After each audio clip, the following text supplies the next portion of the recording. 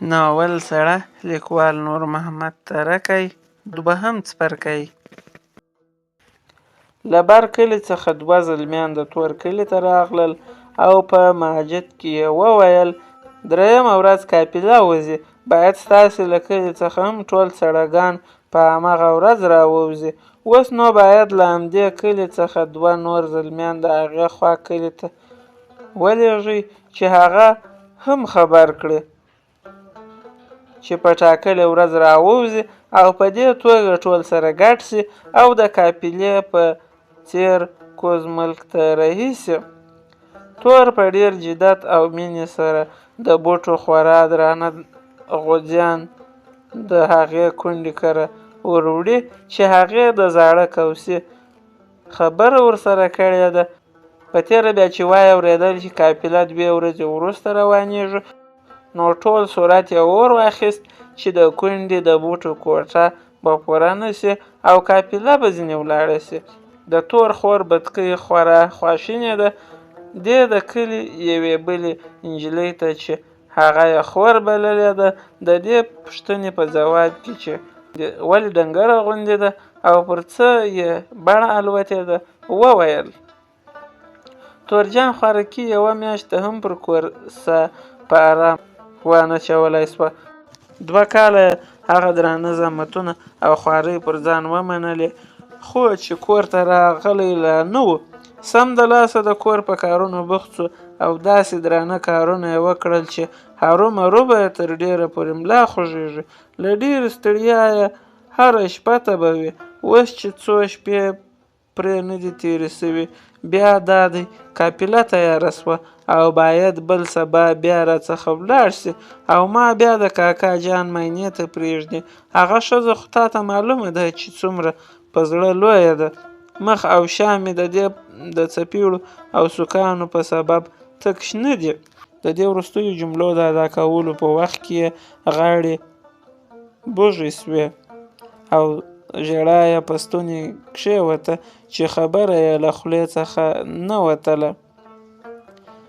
خو دې بلې نجلۍ دلاسا ورکړه او ورته یې وویل زلمی خو د کار او زحمت لپاره پیدا سوی دی.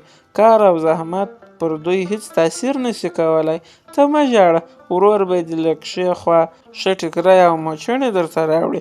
ورته ووایه چې یو ټیک هم درته راوړي. 4-5 میاشتې وروسته چې راوګرځي خورا ډېره ګوړه به درته راوړي. ته خو اوس لویه نجلۍ یې، ته باید خپل ورور ته ډاډ ورکړې چې د ده په غیاب کې ته خوابدې نه یې او نه د اکا د مینې له خوا کوم تشویش در سره دی، ځکه دی خو په اوږده مسافري ځي او که ستا په ناارامۍ پوه سي مزغی به یې د شا پر خوا کوږ وي، یعنې په تا به ډېر خوابدی سي.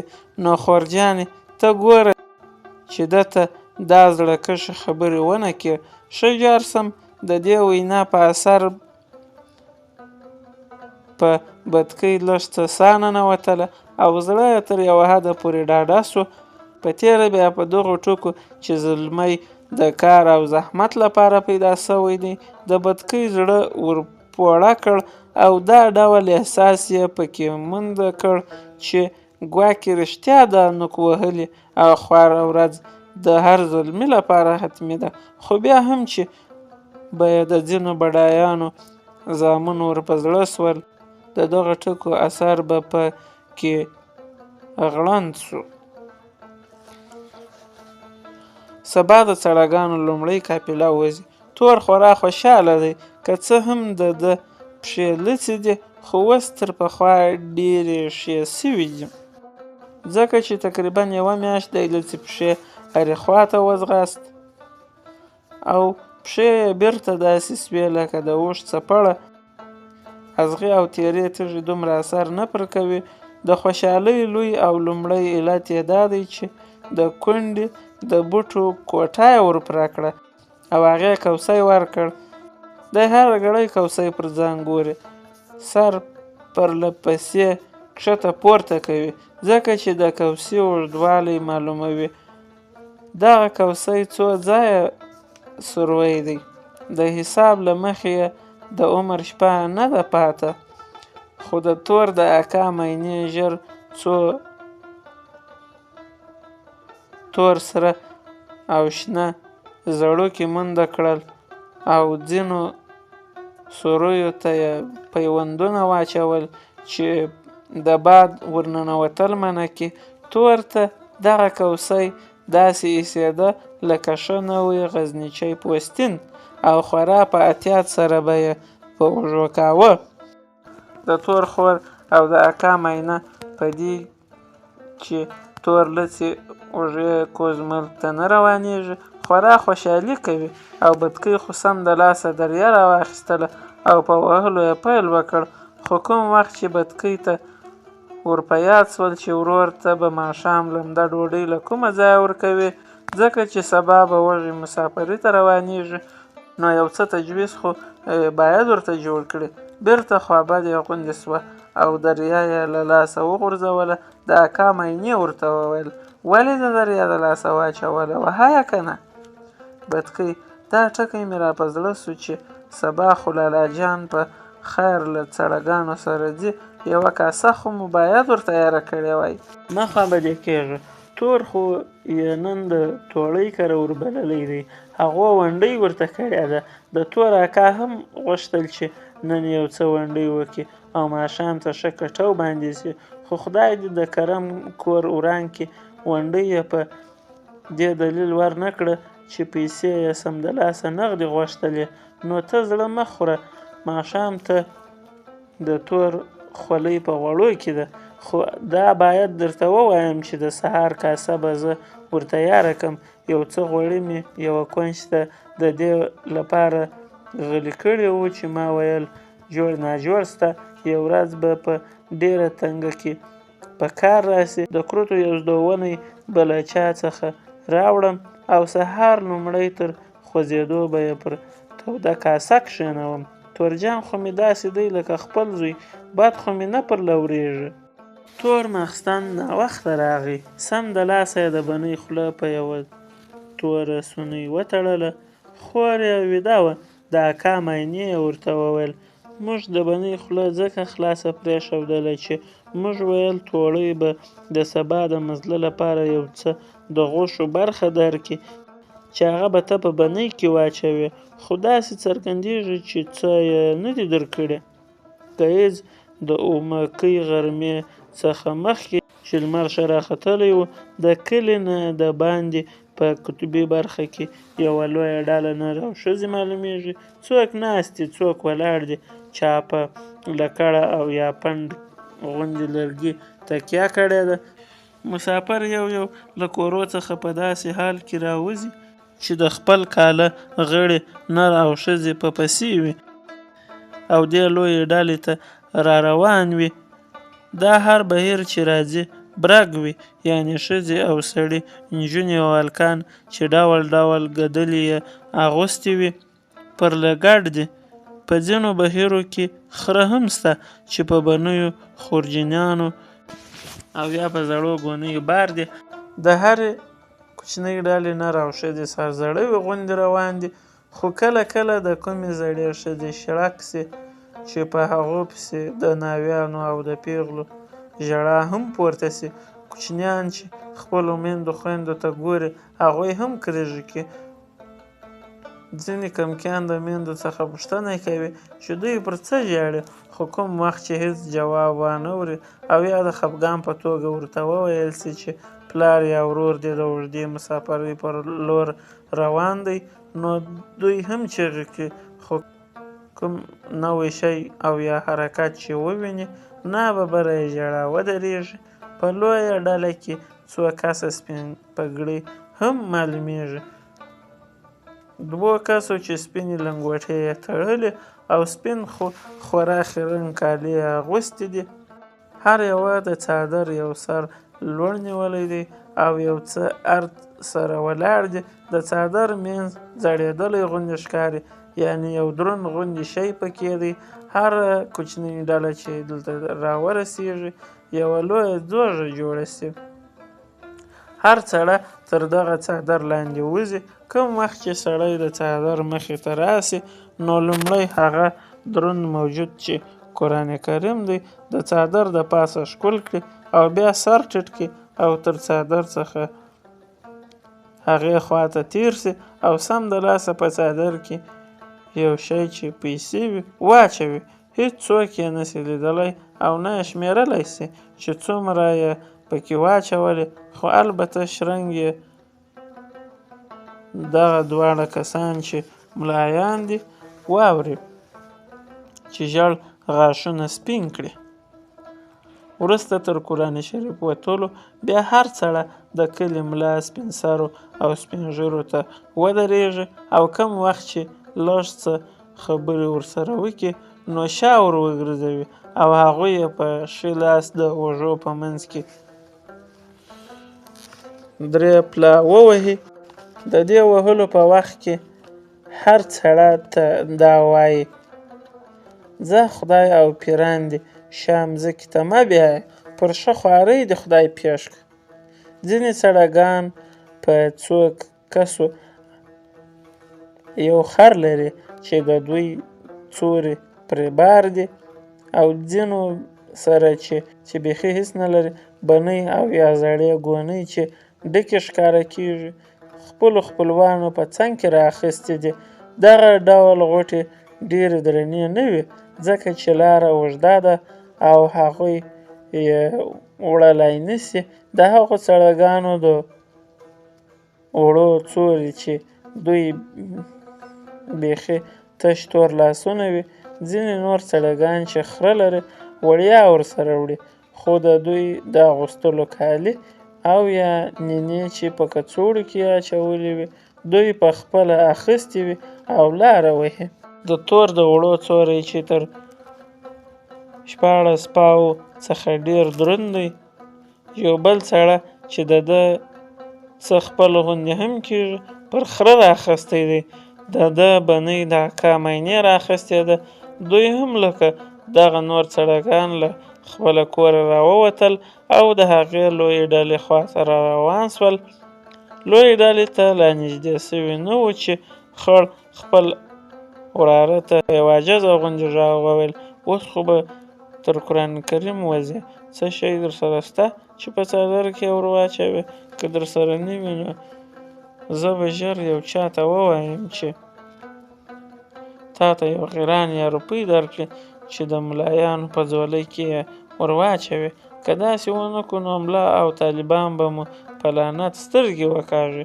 په خپله خړ اکا او بتکۍ او د ده نور کمکیان د خړ لور او زوی هم په خوند په دوی پسې را روان وو. د تور توړۍ خو لا لومړی د خپل زوی سره راوتلې وه. بتکۍ هغه واټن چې د دوی د کور او لویې ډلې ترمنځ و نسبتاً په خوشحالۍ سره وواهه او د جلا کېدو اثرات او ثنا یې تصور کولی نه سوه. تور خپل اکا ته نور هم ورنږدې سو او ځواب یې ورکړ: 3 یکځای 15 پوله چې هغه هم سپین دي را سره شته او په لاس کې مې تیارې نیولې دي. کوم وخت چې تر قرآن کریم ووځم نو البته په ځولۍ کې به یې ور واچوم، شړنګ به یې لوړ وي، ته مه وارخطا کېږه. دا هم باید درته ووایم چې دغه 3 واړه یکځای ما پخوا دغې موقع ته ساتلې وې او د 100 افغانیو نوټ مې بشپړ په بټوه کې ایښی دی. هغه به په اسانۍ مات نه کم. تر قرآن وتلو او د سړیګانو د رخصتېدو دغه منظره کوم نوی شی نه دی او ټول ورسره اشنا دي، خو تاثیر جدایي او خواشیني په هماغه قرار وي لکه په تېرو کلونو کې.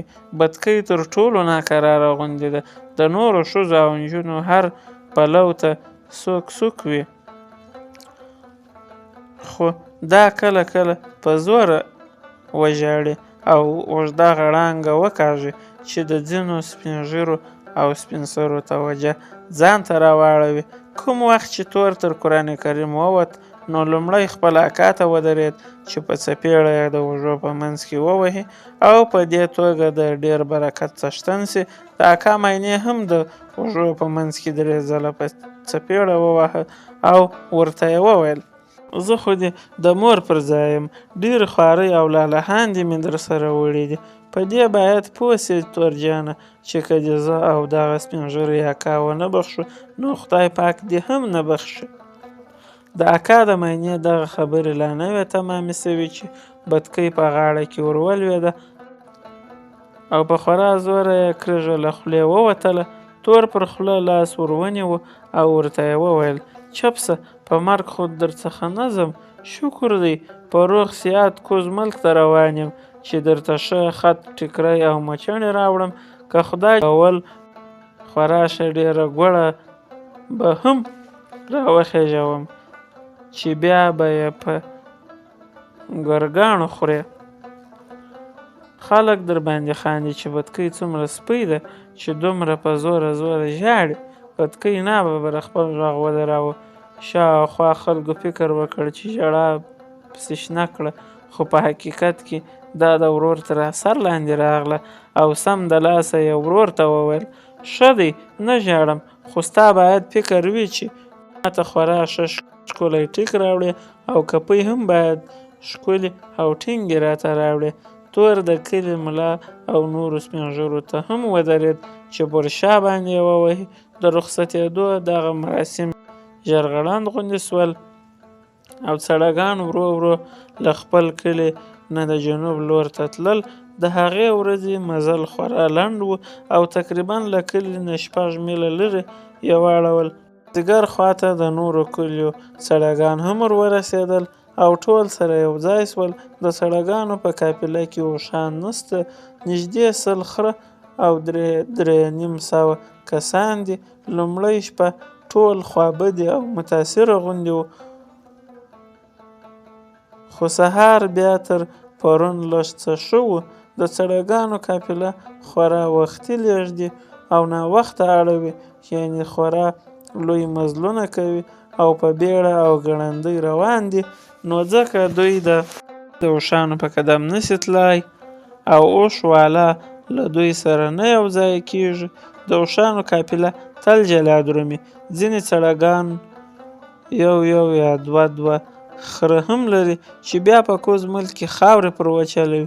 د قافلې دوهم مزل نسبتا اوږد و، خو بیا هم په لاره کې د شاوخوا کلیو څړې وړې ورسره یو ځای کېده او تر ماښامه پورې د قافلې حجم تر هیلې ډېر معلومېده. د قافلې دویمه مینه د یوه شنه غره په لمن کې وه. دغه غر په ونو او بوټو شین نه و، بلکې د هغه ډبرې شنې ځلېدلې. قافلې پر یوه چینه واړول. د چینې شاوخوا مځکه ښه شنه مرغه ده او ورشو یې هم خلاصه ده. قافله په څو بهیرو وویشله سوه او هر بهیر به تر له پرېکړې اړول. د دوی ترمنځ واټن به تر 10 یا 15 مترو نه و ډېر. زیاتره دغه بهیرونه چې له هغو خلکو څخه جوړ و چې دوی به د یوه کلي یا د 2 خورا نږدې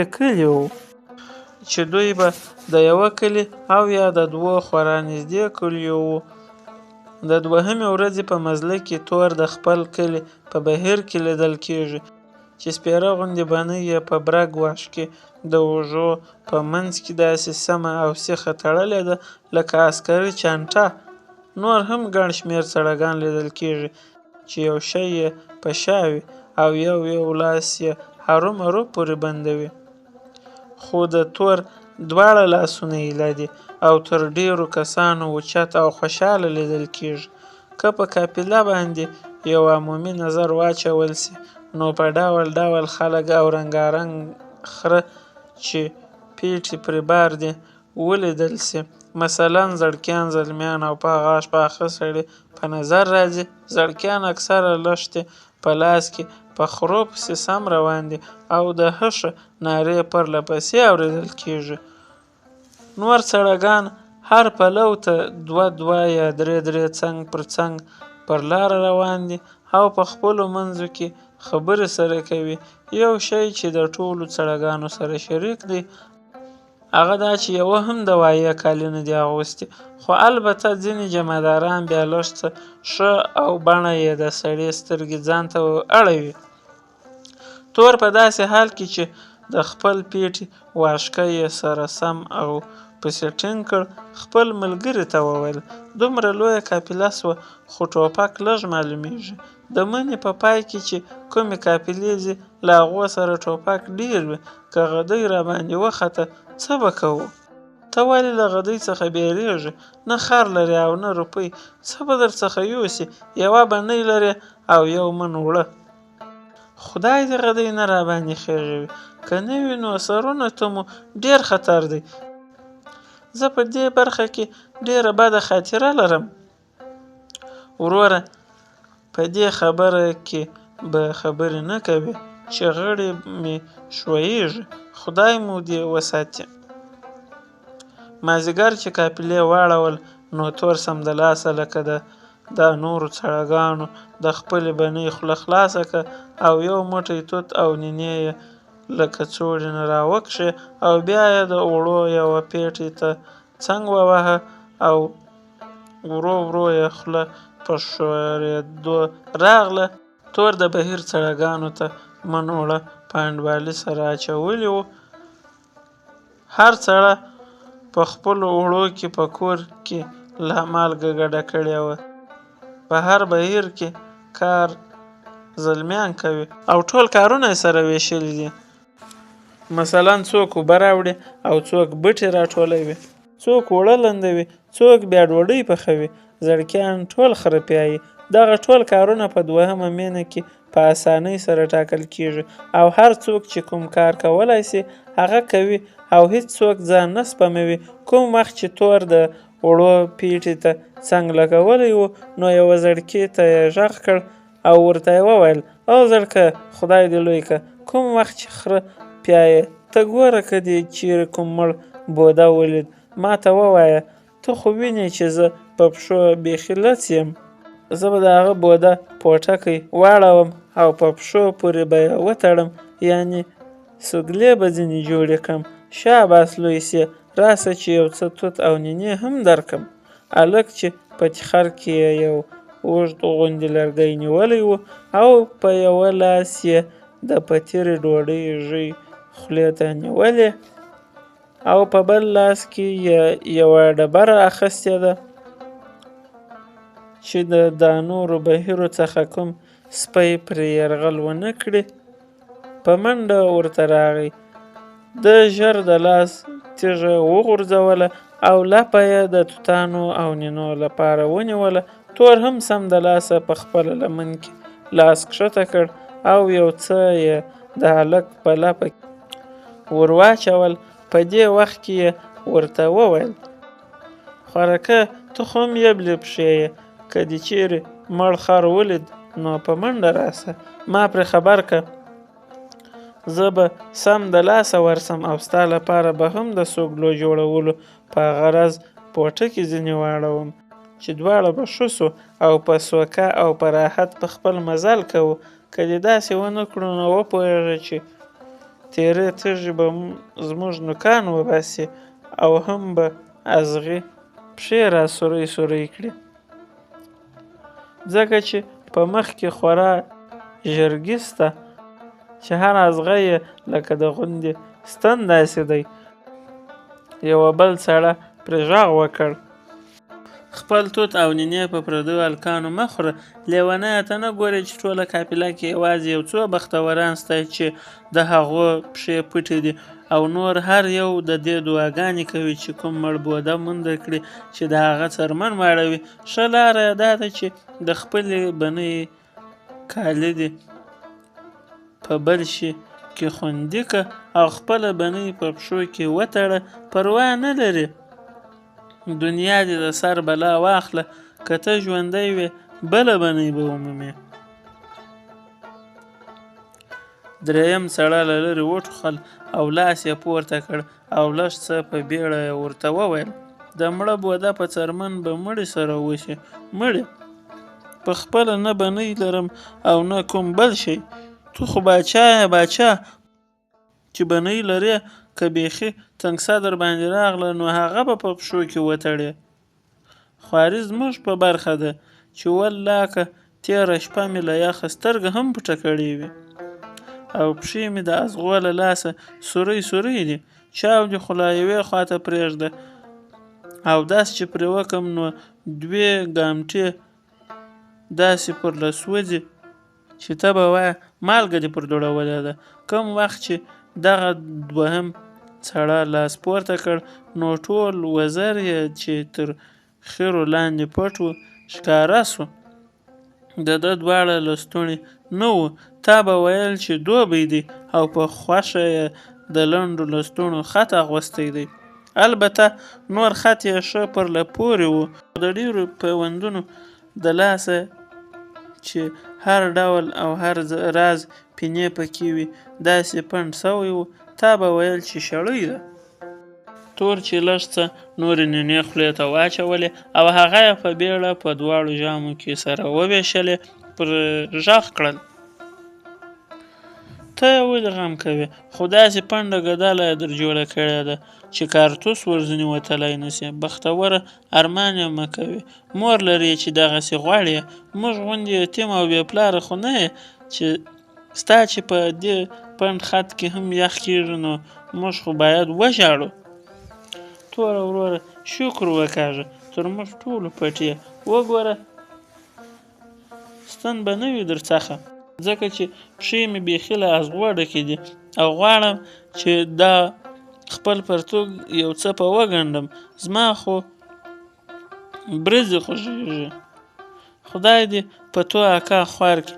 کوم وخت چې د سهار له خوا قافله رابارېدله څو کلکې لغتې یې په برزو او پښتیو کې ووهلم. ولې خیر خو و پر څه باندې څه ویلې غوړې ور اړولي وو. برایي نیمه شپه مې خورا ډېر ساړه وسول. سوکه راولاړ سوم او د پتو اکا له خره څخه مې ځل راکښته کړ او پر خپل ځان مې واچاوه.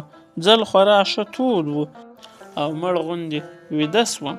پتو چې خپل خر لڅ لغړ ولید زړه یې ور واخیست او سم د لاسه یې ګونډې راپکې ووهلې.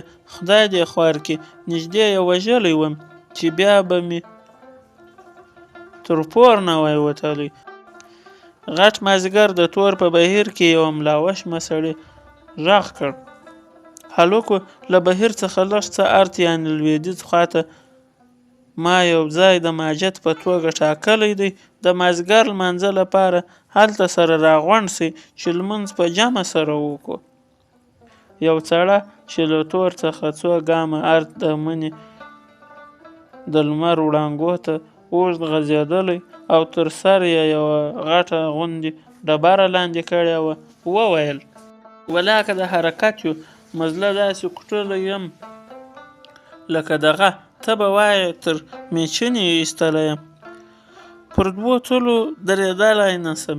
له دې ملایانو خو په دې غرو او رغو کې هم نه خلاصېږي او داس څرنګه وکم لاسونه او پښې په سړو اوبو له سره لندولی نسم ځکه چې داسې سوی کوي چې ته به وایې پر پرهارونو یې مالګه وپاشله. ملاوشمه سړي سترګې پر برګې کړې او یو کلک او د خوابدۍ په غږ یې وویل ولاړ سه د خدای پور ادا که. د شیطان په خوله مه کوه. دا خبرې د کړو نه دي چې ته یې کوې. د دوزخ له لمبو وډار سه. د پولیسیرات خوارۍ در په یاد که. په دې دنیا یو بل غږ په دې توګه واورېدل سو. د اوړو 3 موټه انډوالي اچول کېږي چې بیا ډوډۍ پخه سي. تر هر څه د مخه د خپلو اوړو موټان په دغه څادر کې واچوئ. بیا هرې خواته یعنې جنت ته او که دوزخ ته ځئ ولاړ سئ. خو هر چېرته چې ځئ وږي مه ځئ. تور سم د لاسه خپله برخه اوړه ورکړو او په خپله یې کهۍ واخیستله چې بوټي ووهي او رایې وړي. ماښام ځای پر ځای د اور سرې لمبې لیدل کېږي. د اورونو تر رڼا هر چیرې چې خلک معلومیږي. د ځینو سرونه او مخونه د اور په رڼا کې بیخي ښه برېښي خو ژر او په اسانۍ سره پیژندل کیږي. د تور په بهیر کې ټول 7 کسه په کاسه کې سره انډوالان دي. هر یوه د خپل نګولي لپاره په کوچني ژي او یا په کوچني دبلي کې څه غوړي رااخیستي دي او چا چې وختي کوم لاندی حلال کړی و یو څه د لم وچه ټوټه یې رااخیستې ده. بیا لنګري هغه څوک چې د ټولو لپاره ډوډۍ پخوي او د دغې انډوالۍ مشر هم بلل کیږي او خبره یې پر چا بده نه لګیږي وویل: هلکو ماښام ته باید یوه ښه توده شکنه وکړو. ښه مسي دیګ هم لرم، غواړم چې هغه په کوز مل کې خرڅ کړم، نو تاسې هر یو څه غوړه ګوته راوړئ چې شکنه پرې وسي. او په دې توګه د سهار مزله ته بیا چمتو سو. د تور په بهیر کې شانک نسته چې په هغه کې ډوډۍ وخوري. لنګري ژر هغه بل بهیر ته ورغی او هغو ته یې وویل: زه ښه لوی مسي دیګ لرم خو شانک نه لرو. هیله ده چې تاسو به خپل شانک راکئ. که تاسې سمدلاسه ډوډۍ خورئ نو موږ به خپله شکنه وځنډوو، که نه وي نو اوس دستي شانک راکئ او په لږه موده کې به یې بیرته درستون کړو. تر یو څو دقیقو پورې د هغه بهیر غړي د ډوډۍ په خوړلو نه سره جوړېدل. چا ویل باید وس یې وخورو او چا ویل چې ځینو هلکانو له خره د څار څخه بیرته نه دي راوستلي، باید د هغوی تر راتګ پورې وکتل سي. خو په پای کې یې لنګري ته شانک ورکړ او په دې یې ټینګار وکړ چې باید هغه ژر بیرته ورته راولېږي. سربیره پر دې یې پر لنګري پخه کړه چې باید تل خپل دیګ د دوی له شانک سره بدل کړي. ماښام د اور د لمبو شاوخواته د هر بهیر څړګان ناست دي. ځینو لاسونه د خپلو مخونو په مقابل کې د سپر غوندې نیولي دي چې هغه د اور له حرارت څخه وژغوري. ځای په ځای د سندرو غږ په غوږو کښې وځي. ځینې کسرونه وایي، ځینې لنډۍ وایي، ځینې یوازې غړانګې څکوي. په دغه ټوله منطقه کې چې قافلې اړولې دي یو شخول دی. تور هم کوسۍ تر ځان لاندې کړی دی او اور ته لاسونه کړوي او کله کله بیا ور ولاړ سي او د ترخو څخه غېږه ډکه کړي او پر اور یې واچوي. شاوخوا مځکه او ولاړ خره او پراته انډې رڼا کړي. تور هیڅکله کوسۍ له ځان څخه نه بیلوي، خو کوم وخت چې بوټو ته ور ولاړېږي نو یو ملګري ته ووایي چې د اور له سوکو او بڅرو څخه دې ګوري. تور ژر ولاړ سو او د اور څخه لیرې یو هنډې ته خپله بنۍ کښېښودله. ده ته یوه کوچنۍ شیله ورنږدې وه چې مازدیګر یې لا دا تر زړه ایستلې وه چې له دغه شیلې څخه به یو څه پسته شګه راوړي او تر ځان لاندې به یې د نیالۍ په حیث اچوي چې ښه ارام خوب ورباندې وکړي. تور ځکه د خوب لپاره زغرده ولاړ سو چې ده کوسۍ درلود او زړه یې پوړه و چې ساړه به یې نه کېږي. خو ځینې نور څړګان چې تاوده کالي نه لري تر ناوخته پورې اور بلوي چې هغه ته ناست وي او خورا ښه نکلونه کوي او ځینې لا کیسۍ سره اچوي. ګهیځ وختي بیا قافله لېږدېدلو پیل وکړ. ماښامني اورونه لا کوټې وټې پراته وي. ځینو هلکانو پر هغو نور بوټي اچول چې هم رڼا سي، لاس او پښې سره وویني او هم د کالیو په راغونډولو او تړلو او بارولو کې مرسته وکړي. د سهار په خړه باندې قافله پر لار رهي سوه ځکه چې د مني ساړه نور هر څوک پرله ننوتلي دي او زیاترو خلکو لاسونه په تیخرګونو کې نیولي دي. ځای په ځای لویو بوټو ته اورونه اچوي او ډېر خلک ورته راټول سي او لاسونه تاوده کړي. نو بیا درومي تر څو چې لمر ښه تود سي. نو زڼکیان سره ودرېږي او غېږې باسي او یا چې د دوو سره جنګ سي نور پر راټول سي او د خپل سیل او ساتیري سبب یې سي. قافله له دې خوا عموماً د ورځې تر 2 بجو پورې مزل وهي، خو نن اومکۍ غرمه لا نه وه چې د مخ بهیرو په اړولو پیل وکړ. هر څوک له بل څخه پوښتنه کوي ولې دومره وختي اړوي. لږ ګړی وروسته څرګنده سوه چې راداري والا راغلی دي او راداري غواړي. د عمومي لارې نه برې خواته د هغه شنه غره په لمن کې بلې خواته ونې ښکاري. هر کتونکی یې ښې شمېرلی سي او هم هره ونه پیژندلی کېږي چې د څه شي ونه ده. زیاتره ونې د توتانو دي. د مني سړو سیلاو یې پاڼې ژیړبخونې کړي دي. د دې کلي منظره د قافلې په خلکو خورا ښه ولګېده. تور یوه ملګري ته وویل راځه دغه کلي ته ور وګرځو، ګوندې هلته یو مړ بوده منده کړو چې خپلې پښې په پټې کړو. دلته کلي ډېر نسته، په مخ کې مو بیا تر ډېره پورې سپېره بیدیا ده. بیا تور لنګري ته ورنږدې سو. څوکه خو په صافو تورو یې ورته وویل خوښه دې نه ده چې دغه کلي ته نږدې واړوو؟ ماښام به یې په ماجد کې ښه غوړه او توده شپه تېره کړو او هم به پکې وګرځو که مو چیرې د پښو پټولو لپاره یو څه وموندل. زموږ په بهیر کې بیخي ډېر خلک یبلې پښې روان دي. هر څومره چې لیرې کېږو هغومره زموږ تکلیف ډېرېږي. لنګري تندی تریو کړ او لږ څه په ډډ غږ یې ورته وویل کلی د چا خوښ نه دی؟ یوه ګړۍ پیتاوي ته څملاستل خورا لوی نعمت دی. ته نه ګورې چې خلک یعنې دغه نور سړیګان څومره لیرې ترېنه تښتي او ته غواړې چې په لوی لاس ځان مري په زامه کې ورکړې؟ دا خلک ځکه ترېنه لرې منډې وهي چې هلته د رادارۍ والا ناست دي. قافله هماغه را وګرځوله.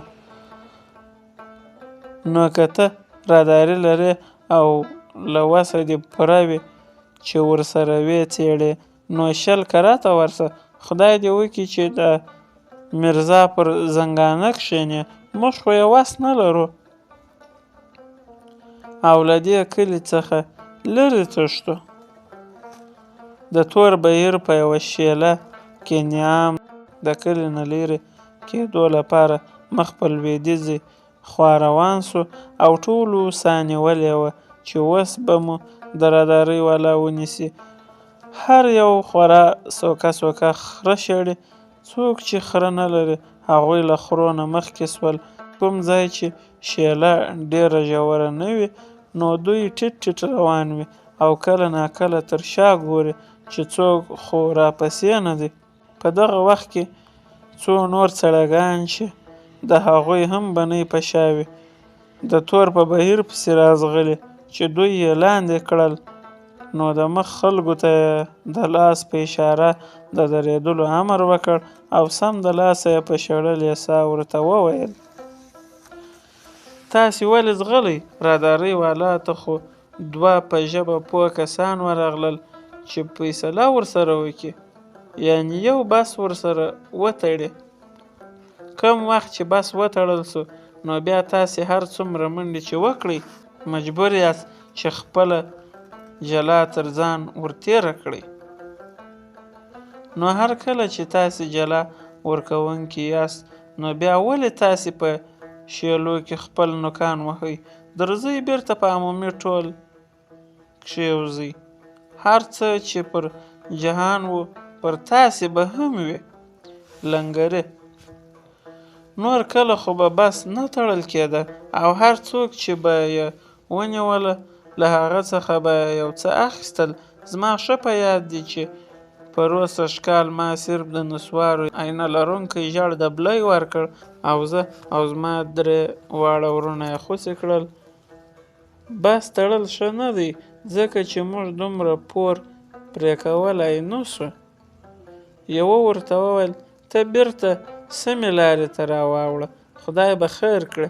ته ګوره قافله منظمه سوه، ټولو واړول، خو یوازې ستا بهیر دی چې پایڅې یې راپورته کړي دي او په شېله کې ځغلي.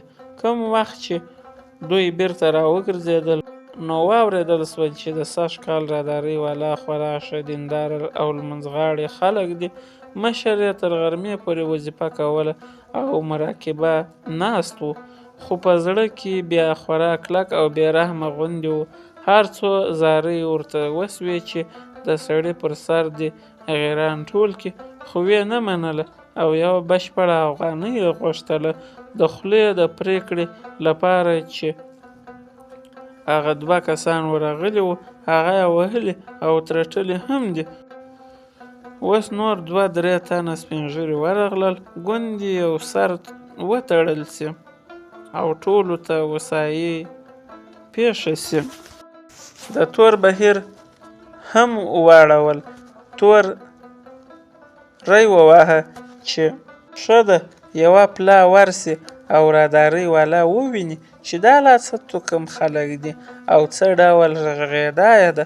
خو کوم وخت چې بندریان ور په زړه سي او د هغوی سلوک په دماغ کې ور تازه سي، نو یې خوا بده سي او بیرته یې خوا توره سي.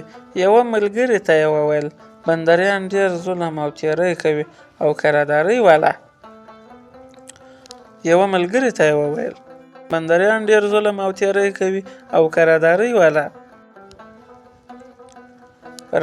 والا ډېر سوان کوي. دا ځکه چې موږ تاسې کوز ملک ته درومو او د دوی لاس را لاندې وي، خو بندریان هغسې دي لکه چې په خپله دې لیدلي دي. هر چیرې په هره شیله کې چې یې ونیولې لس لغړ دې اچوي، خو دغه 2 کوه چې د یوه مخ هم ونه وینې. نه دې اورېدلي چې وایي څومره ګوښه هغومره ښه. د تور په زړه کې ناببره ورتېره سوه چې ښه دی د هغه کلي خواته ورسي، پېښې دي که یې د پښو غم وخوړ او کوم ډول پوټکی یې وموند. 2 دقیقې لا نه وې تېرې سوې چې د هغه کلي څخه یو پونګۍ خرڅوونکی بنجاره پر یوه نسبتاً لوی خره سپور راغی. تور بې له کوم تکلیف او چرت وهلو نه د خپلو یبلو پښو په خصوص کې د زړه خواله ورته وکړه او په دې باره کې یې د ده لارښوونه او مرسته وغوښتله. خو پونګۍ والا لږ څه خشکیت ورته وکړ او ویې ویل ته مست یې مست، سا دې له تاوده ځایه خېژي. زه چې ستا پر حال وم په توپ نه وم بند، کاڼو او ازغو غرو رغو پر ما هېڅ توپیر نه درلود. شپه او ورځ مې منډې وهلې، ستړیا مې له سره نه پېژندله. خو د اوس زمانې زلمیان داسې نازک طبیعته سوي دي چې یبلې پښې تش پر لار نه ځي. زه چې به یبلې پښې روان وم نو لږ تر لږه 7-8 منه پونګۍ به مې لا هم په شا وه او له بندریانو مې پټه خرڅوله. خو اوس مې عمر وخوړ.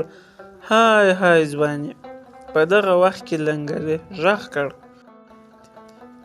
هلکو تر هغو به نه سره تیتېږئ تر څو چې مو خپل کارونه کړي نه وي، او هم هر سړی باید خپله د غوړو برخه را وکاږي او په څادر باندې یې واچوي، لانده یې کړو او ماښام او سبا غرمې ته کاکونه پاخه کړو. تور د پنګۍ والا په دغو خبرو یو څه متاثر سو او په دې یې ځان ډېر ملامتاوه چې ولې یې هغه ناپېژندونکي سړي ته د زړه خواله وکړه. خو دغه چرت یې ډېر دوام ونه کړ او خپل د بهیر بل ملګري ته یې وویل دا پورې خوا کلي چې وینې د هغه نه هغې بلې خواته یو بل کلی دی.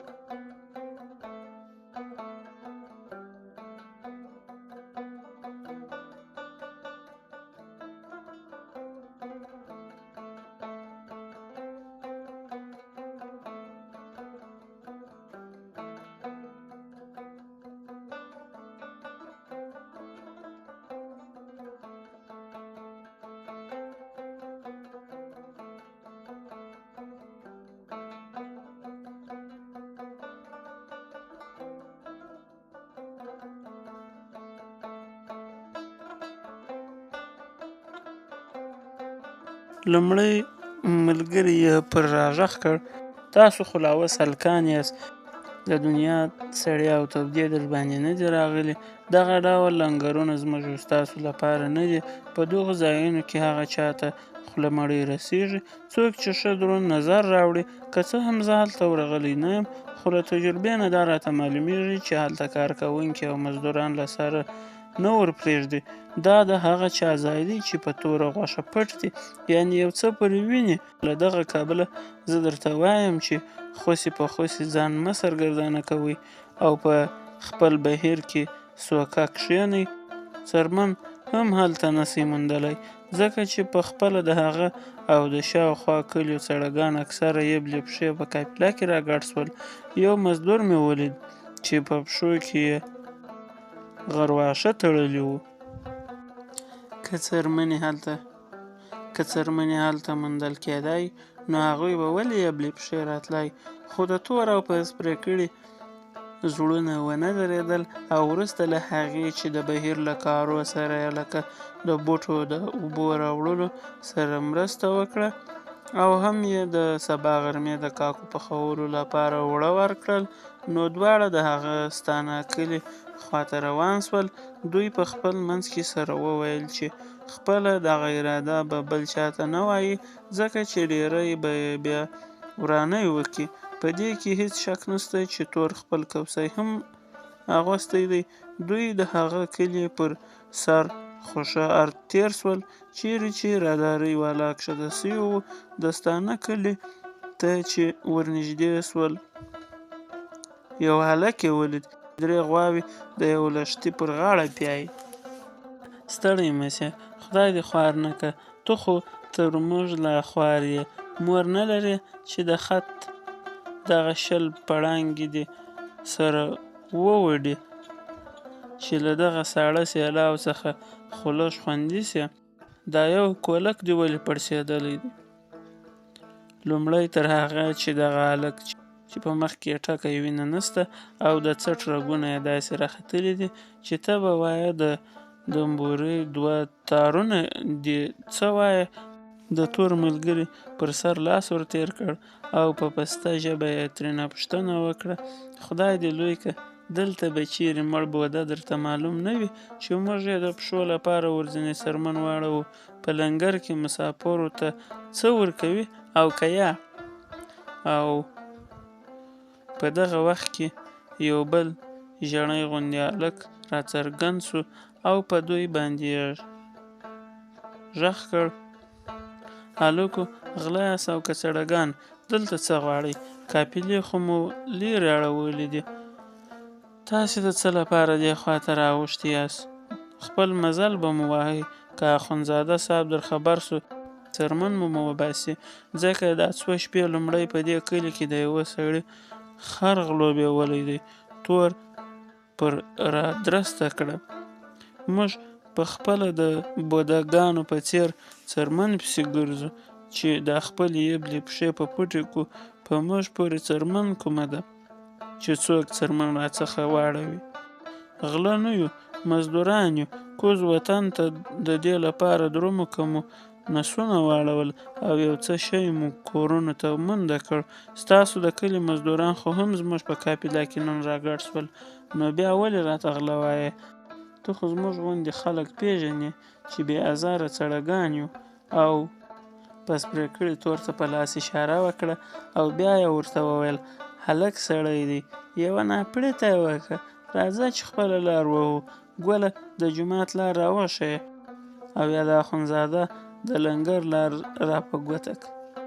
زړي ورته وویل: جومات ته د کیڼ لاس کوڅه ګرځېدلې ده، لنګر د جومات څخه ډېر لرې نه دی. خو دا باید ووایم چې لنګر ته خو هغه خلک ورپرېږدي چې لاسنیوي ته راغلي وي او یا یې پخواني مریدان وي او یا د مبارک لیدلو ته راغلي وي. غټ مازدیګری مهال دی.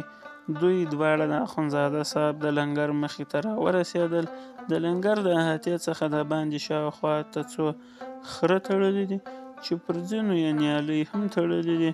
دوی وپوهېدل چې پر دغو خرو یې له شاوخوا کلي څخه ناروغې ښځې نر او کمکیان لنګر ته د دې لپاره راوستلي دي چې خورده په پورې کړي او په دې توګه یې له ناروغۍ څخه وژغوري. لومړی تر هغه چې دوی د لنګر په احاطه ورکښېوځي د یوه لوی وره په خوله کې څو کسه ناست دي. په دوی کې د یوه شناوۍ ږیره ده.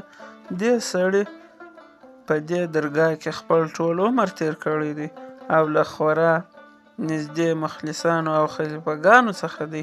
دغه خلیفه یوې سپین سرې غوندې ښځې ته چې په خورا ادب سره ده ته نږدې ناسته ده او یبلې او چاودې پښې یې له ورایه ښکاره کېږي. له نورو څخه یې پلو نیولی و خو په خپله خلیفه ته یې مخلص کړی و. وویل مبارک ته خدای دومره ناز ورداره دی چې هره دعا یې قبلیږي.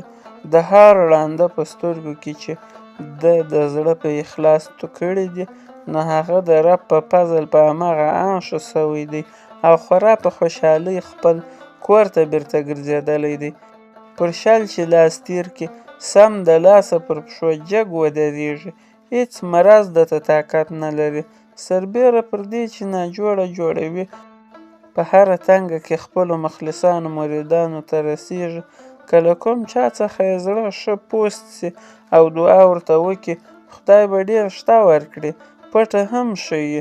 مبارک اکثره د ماخستن او سهار لمونځونه د ملایکو په جمع کې په مکه شریفه کې ادا کوي. دوی دواړو د خلیفه دغه وینا اورېدله او هم یې ښځه چې هغې ته یې دغه کیسه کوله کتله چې د هغې مخ له ډېر اخلاص او عقیدې څخه بیخي تک سور اوښتی و او تا به ویل چې اوس به د خلیفه په پښو کې ور ولویږي. پس پرې کړې په رېږدېدلي غږ وویل وروره زه خو د دغه خلیفه وینا بیخي ور واخیستم هېڅ په سترګو نه وینم بې له دې چې د دغه مبارک خدمت وکړم. که څه هم زه په خپله منطقه کې د صاحب مرید هم یم او د هغه لاسنیوی مې کړی دی خو غواړم چې د دغه مبارک خدمت ته ملا وتړم. ګوندې یو وخت مې چټۍ مهر سي او مبارک خدای ته زارۍ وکړي چې خورا ډېره مځکه او پیسې راکړي. په دې زه وپوهېدم چې دنیا په بل څه نه ډېرېږي بې له دې چې د دغسې خدای دوستانو دعا ورسره نه وي. په دغه وخت کې دوی غوښتل چې په احاطه سوي ځای ورننوځي خو خلیفه دوی ته لاس پورته کړ او له ورننوتلو څخه یې راوګرځول. بیا یې ترېنه پوښتنه وکړه چې په څه پسې راغلي یاست او څه شی غواړئ. کوم وخت چې یې د دوی له وضعیت او خبرو څخه دا معلومه کړه چې څه نه په جوړېږي نو یې لږ څه په جدي غږ ورته وویل دغه زلمی پس پرې کړې ته اشاره غواړي چې د مبارک په درګاه کې ځان خاورې کړي باید وپوهېږي چې اوس منی دی. پر مبارک باندې خپل پخواني مخلصان چې له کلو راهیسې دلته پراته دي او تر اوسه یې توبې قبولې سوي نه دي بار دي. که څه هم دوی مبارک ته ښه درانه کارونه کوي او د ده د ملګرو زیرمه خورا په اخلاص کوي خو بیا هم په سړو شپو کې بېکاره وي او نس یې تاوان وي نو ته که رښتیا برخه غواړې او دې ته دې زړه وي چې د صاحب د پښو خاورې سي نو باید اوس پر هغه لار ولاړ سي چې پرې باندې راغلی یې او ښې خوارۍ او زحمتونه په ژمي وکاږې. له هغې خوا د مبارک لپاره ښه سوغاتونه راوړې البته هغه وخت به د زړه هم ښه سي او د کارونو وخت به هم وي که د خدای تعالی لوړه کړې وي. په 4-5 کلونو کې به د برخې څښتن سي. خلیفه کله چې وینا تماموله تور د غوښتنې او عجز غوندې په غږ ورته وویل موږ به ورسو د صاحب زیارت به وکړو بیا به رخصت سو شپه به په جومات کې وکړو او یا به یې بیرته ورسوو. مبارک ته په تش تور لاس ورتګ به څه خوند ورنه کړي. هر څوک چې ورځي نو لومړی د ده مخ ته یو شی کښېږدي او یا یې خلیفه ورکړي چې د ده په حضور کې ولاړ وي او بیا یې د لاس په مچولو پیل وکړي. ډېر به بې خونده وبرېښي که مو تر مخې څه نه ورته کښېښودل او تش د ده لاس مچونه وکړئ. ناستې ښځې پرې راغږ کړ. شکر دی، لوی په غوښو پټ زلمیان یاست. زه کونډه ښځه یم او هیڅ نه لرم او ټوله ورځ د خلکو څرخي وریښم او یا بله خواري کاږم او هیڅکله په وچه ډوډۍ په نس نه یم مړه سوې او د کالیو مې هم دغه حال دی چې تاسې یې ګورئ، خو بیا مې هم 2 منه اوړه چرګان او 30 دانې هګۍ راوړي دي. والله زیاتې مې وسه نه وه. زه په دغه لږ شي شرمېږم، نو څه وکم د نیستۍ دې زوی مړ سي. دوی دواړه د خلیفه تر لاس او پښو شول او وروسته له ډېرو زاریو یې پرېښودل چې ورننوځي. هلته یو خورا ښه پیتاوي ته یو لوی برګ ټغر غوړېدلی دی چې په هغه باندې یو نسبتاً کوچنی خو خورا ښکلې خلیچینه ویړه ده او پر هغې باندې یوه پنډه نیالي پرته ده. پر نیالۍ باندې یو داسې سړی ناست دی چې خورا پنډ سپینه پګړۍ یې بې ترتیبه تړلې ده. د دې سړي ږیره شناوۍ ده، نور کالي یې یعنې خط او پرتوګ یې سپین دي خو ډېر پاک نه برېښي. دی خورا پنډ او مغزه یې یو پر بل کوت کوت پروت دی. سترګې یې خورا غټې دي، پر غوږو یې ښه اوږده ویښتان ولاړ دي. د سپین ماغوت یوه صدرۍ یې چې یو څه خیرنه غوندې برېښي اغوستې ده. د صدرۍ په غوټه پورې یې د سپینو زرو ځنځیر معلومیږي چې سړی ګمان کوي چې جیبي ساعت پورې تړلی دی. کوم وخت چې یې راوکیښ نو د ساعت پر ځای یو غټ ټومبنی او یوه د غوښ کوچنۍ کاچوغه چې هر ګړی په دقت خپل غوښ په پاکوي او یو جو تسبې په پورې دي. د ده شاوخوا ته لږ څه ارت 2 کسه ښځې او نر ناست دي. هېڅ غږ او ږوغ نه اورېدل کېږي، خو کله کله کمکیان کرېږي او د روغې او ارامې فضا یو څه مختلفه کړي. خو میندې یا پلرونه یې ژر پر خوله لاس ورونیسي او د کوچني غږ ناببره او په یوه پله پرېکړه سي، یعنې خوله یې ورپټه کړي. تور او پس پرې کړي دواړه په ورو ورو د دغه خواته وردرومي، خو په دې حال کې کله کله یوه اړخ او بل اړخ ته هم وګوري چې څوک یې را ونه ګرځوي. حاضرین زیاتره ناروغه کسان دي او یا یې ناروغه کوچنیان راوستلي دي. هر یو په خپل وار د ولاړ خلیفه په اشاره ولاړیږي او میدان ته نږدې ورسي. خلیفه ترېنه پوښتنه کوي چې څه شکایت لرئ او بیا مبارک پر خوږ ځای باندې یو څه ناړې ور وموږي او خلیفه ته ووایي چې تعویض ورکړه. کوم وخت چې دغه مرید او یا مخلص ترېنه راولاړ سي نو د شا پر خوا ورو ورو چې دواړه لاسونه یې پر نامه نیولي وي او سر یې د ادب په حال کې کښته اچولی وي ځي او بیا بل یې ور ولاړ سي. خلیفه سمدلاسه یو کاغذ چې د درو کونجو په ډول نغښت سوی وي له جیبه راوکاږي او اسامي ته یې ونیسي. دغه مرید لومړی هم یو څه نغدي او جنس د مبارک په مخ کې ایښی وي او کوم وخت چې تعویض واخلي نو بیا د خپل تش خیرن او څیرلي جیب لاس ووهي او بیا د پرتوګاښ په څنډه پورې غوټه راخلاصه کړي.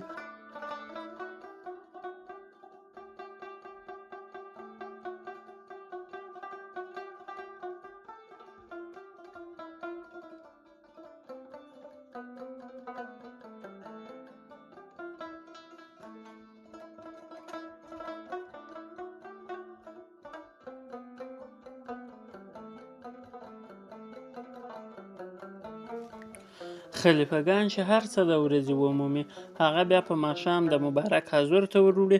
په دې وختو کې په خپله خلیفګان یو د بل سره ښه نه دي او ځینې وایي چې زمانه اخیره سوې ده او دوی د تعویض د خوړې له پیسو څخه یو څه ځان ته تروشي. مبارک هم له دې وضعیت څخه په تنګ سوی دی او کله کله خو یې پر زړه ترخې اوبه ور واوړي او خلیفګان تهدیدوي چې ښېرا به ورته وکړي او دواړې دنیاوې به یې ورخطا کړي. باید سم ګرځي او څه چې پیدا کوي هغه باید ټول روغ رمټ ورکړي. د حضور د خلیفه سترګې چې پر تور او ملګري ولګېدې سمدلاسه ورته رانږدې شو او ورته ویې ویل: هلکانو سړیګان یاست، خدای دې تاسې او پوره مزدوره طبقه خواره کړي. تل مو د بل کندرې ته سترګې نیولې وي. کوم وخت چې پر دې لاره تېرېږئ نو مبارک در په زړه شي. هغه هم ماښام ته نږدې په حقیقت کې خو خپل نس اړوي. راسئ خدای مو بڼه پرته که د مبارک لاس مچ کړئ او خپلو بهیرو ته بیرته منډې وهئ چې ستاسې لپاره دلته د شپې ځای نسته. څه مو راوړي دي چې بیا مو سپږې وګالو او یا مو نسونه در تاوده کړو. دا یوه د شکۍ لنګوټې او د خیرنې او چاودې پښې او لاسونه مو خاورې سه مخ مو ژر پرته کوئ.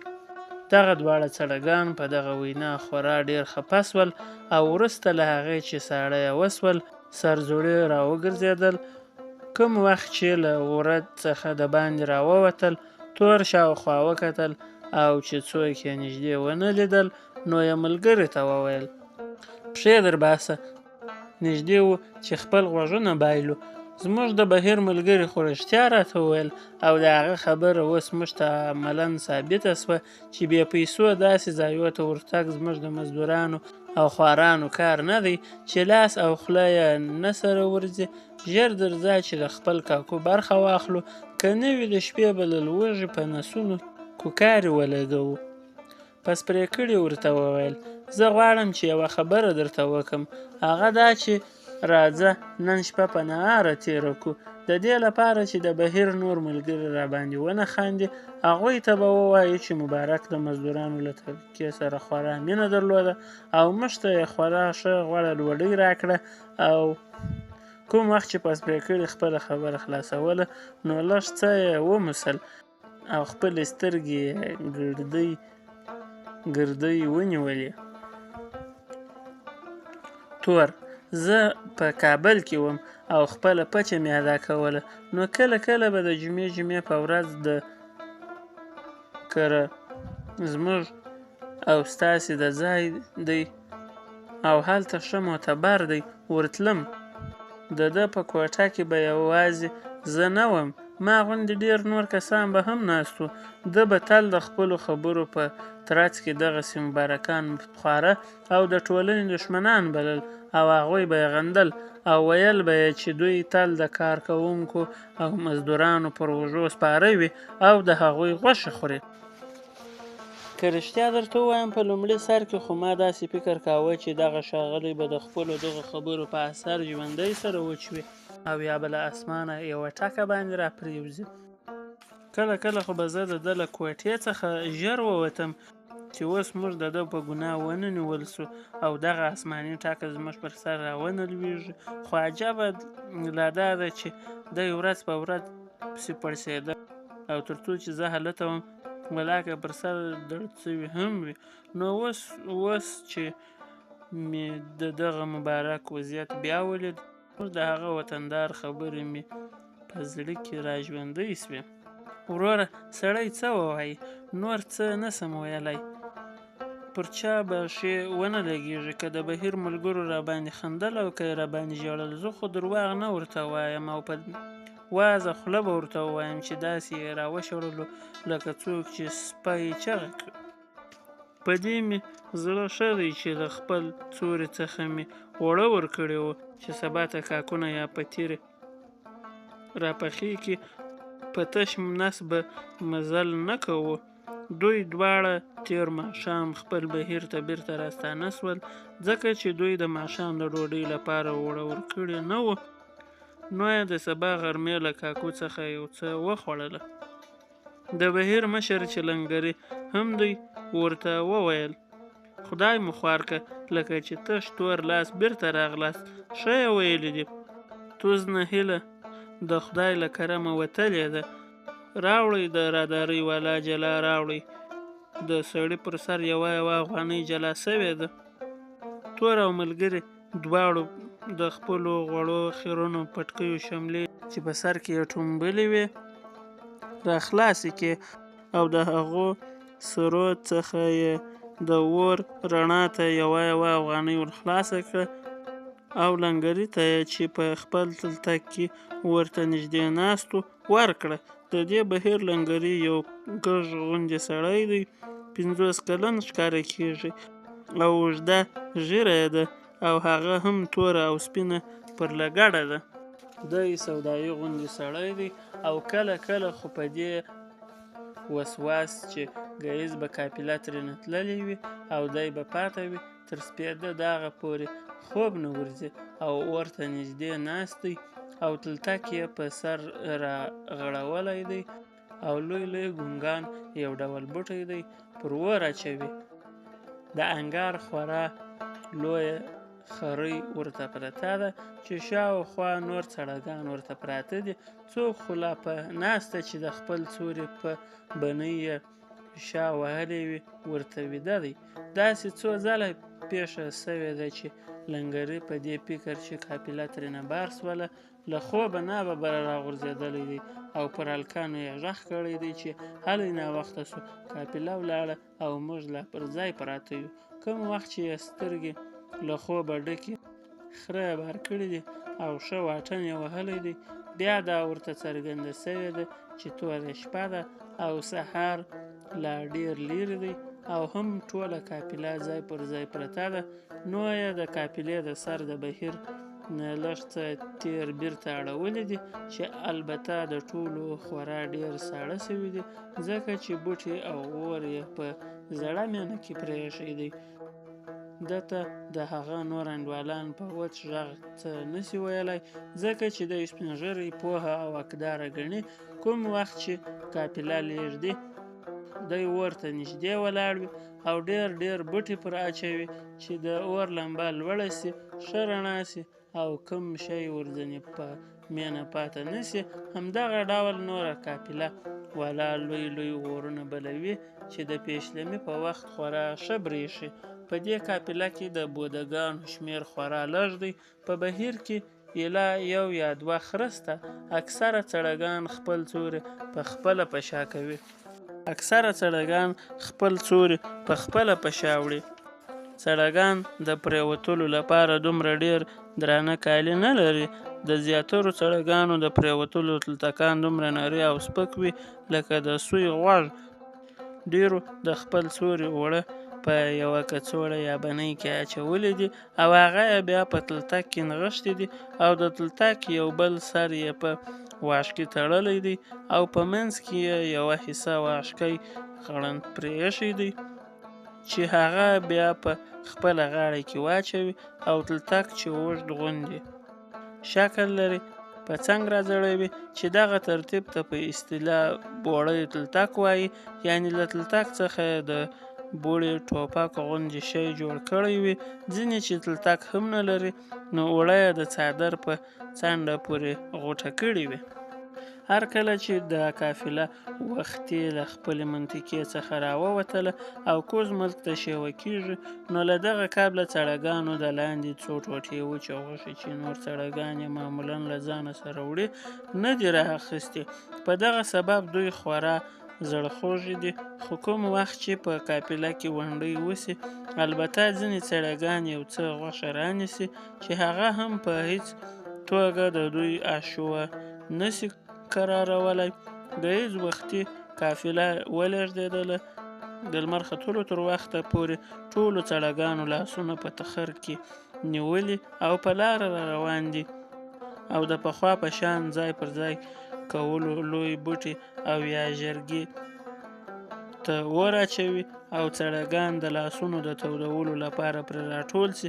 کوم وخت چې تاوده سي نو ځوږه غوندې جوړه کړي او په خبرو راسي د اور رڼا ته پرې یو د بل سترګې وویني او یا یې له کالیو او عمومي قوارې څخه وپېژني. لنګري یا د بهیر مشر تور ته وویل پس پرې کړی په نظر نه راځي هغه چیرې ده او کوم وخت چې مو مرکبان بارول هم مې ونه لید. بیریږم چې پر مینه باندې ویده نه وي پاته سوی. تور خوب چیرې کولی سي؟ لڅ لغړ دی، ساړه یې د ونو د پاڼو په غوندې رېږدوي. برایه خو زما په خوا کې پروت و او هره پلا به یې اس ویلل او ویل به یې چې یو اړخ یې اور او بل اړخ یې ساړه سوځي. د پښو له چاودو څخه یې هم خورا شکایت کاوه. ګمان نه کوم چې پر مېنه دې ویده پاته سوی وي، کوم بل چیرې نه وي تللی. لمر راوخوت او ښه څاښت غوندې سو، خو بیا هم د پز پرې کړي دراک معلوم نه سو او د ده د بهیر انډیوالان مضطرب غوندې سول او له یو بل څخه یې په پوښتنو پیل وکړ. یو پوه غوندې سړي تور ته وویل چې برایي ماښام د ګلان د زوی خر ناڅاپه کلک ناروغه سوه. یو څه پړقی یو ډول بوټی دی، یو ور وایشاوه او په کیتو یې کړ، خو هغه هم پیدا ونه کړه.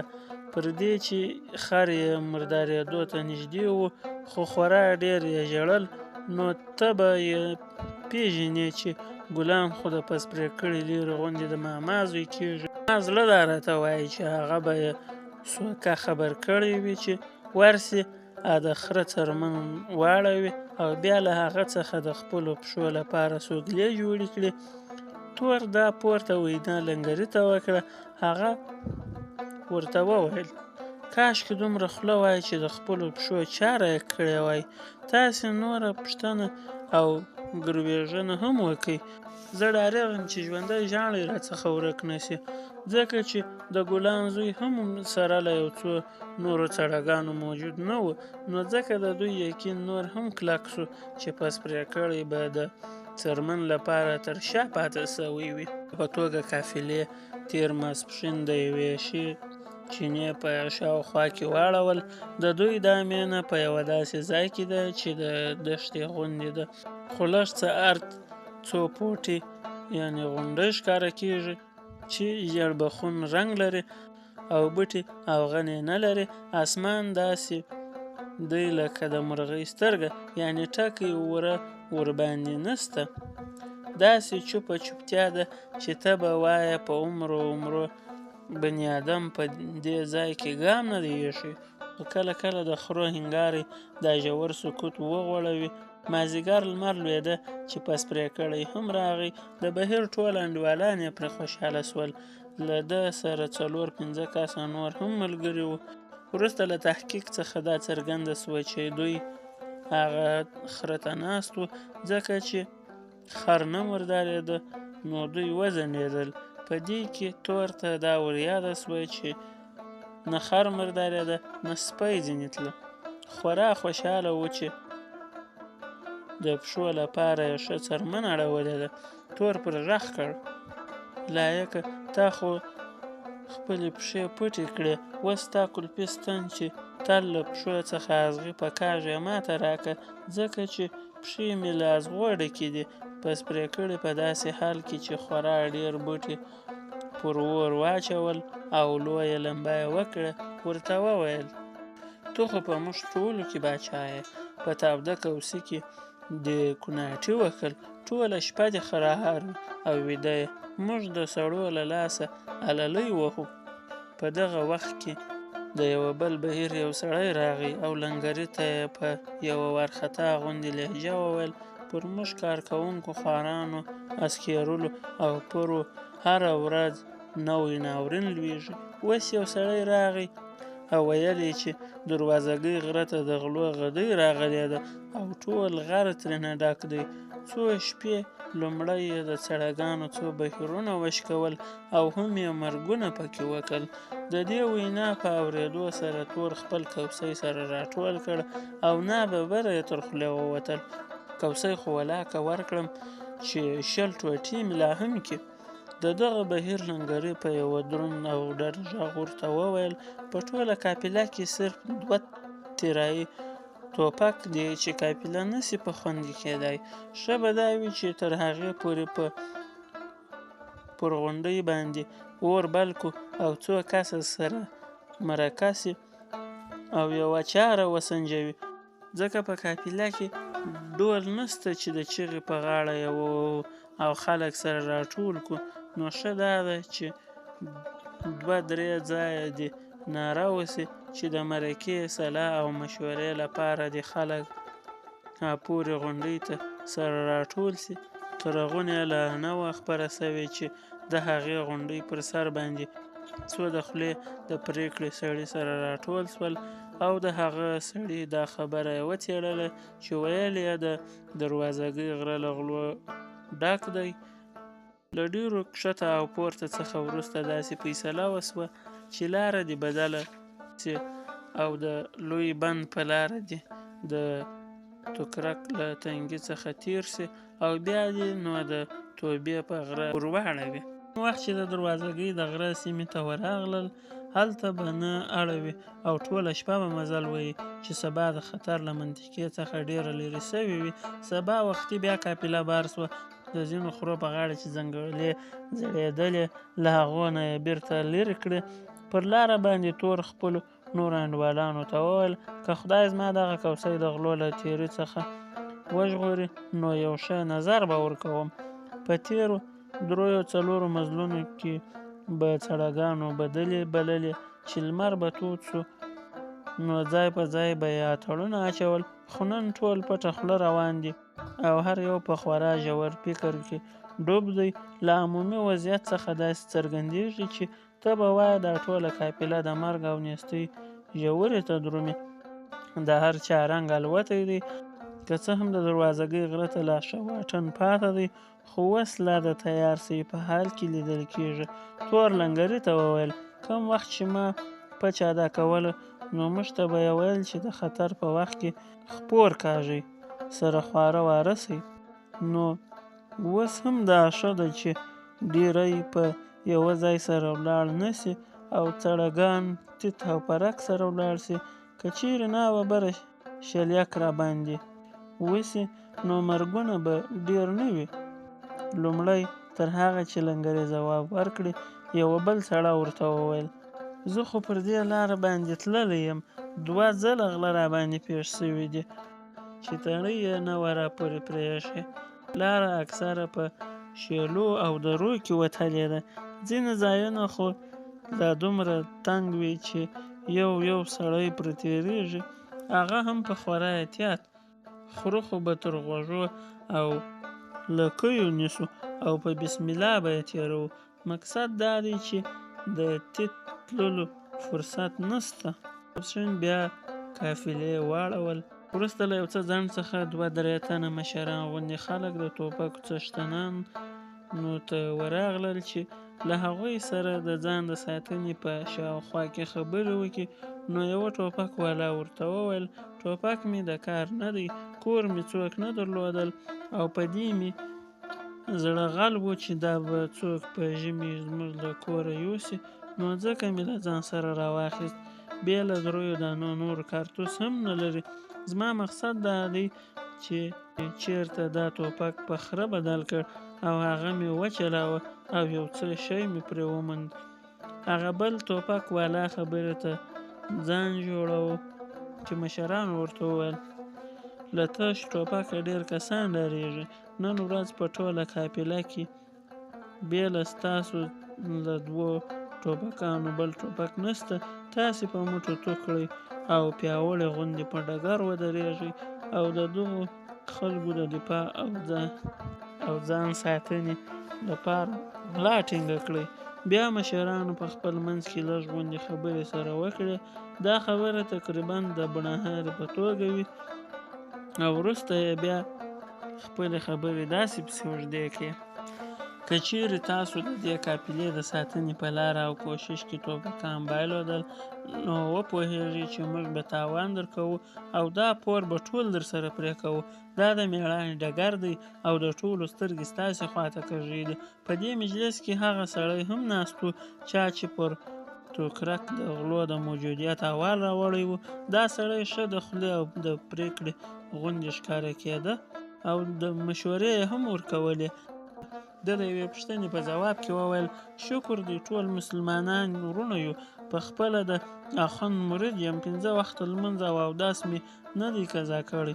تاسې ته مې ځکه دا احوال راوړی چې څو کسه مسلمانان او سپېڅلي پښتانه د غلو له ظلمه او تېري څخه را خلاص کړم او اوس هم له تاسو چې د دغو ظالمانو له شر څخه خلاص شئ د دې سړي تکه توره ږیره وه، سپینه خو خورا خیرنه لنګوټه یې پر سر باندې بې ترتیبه ول اچولې وه.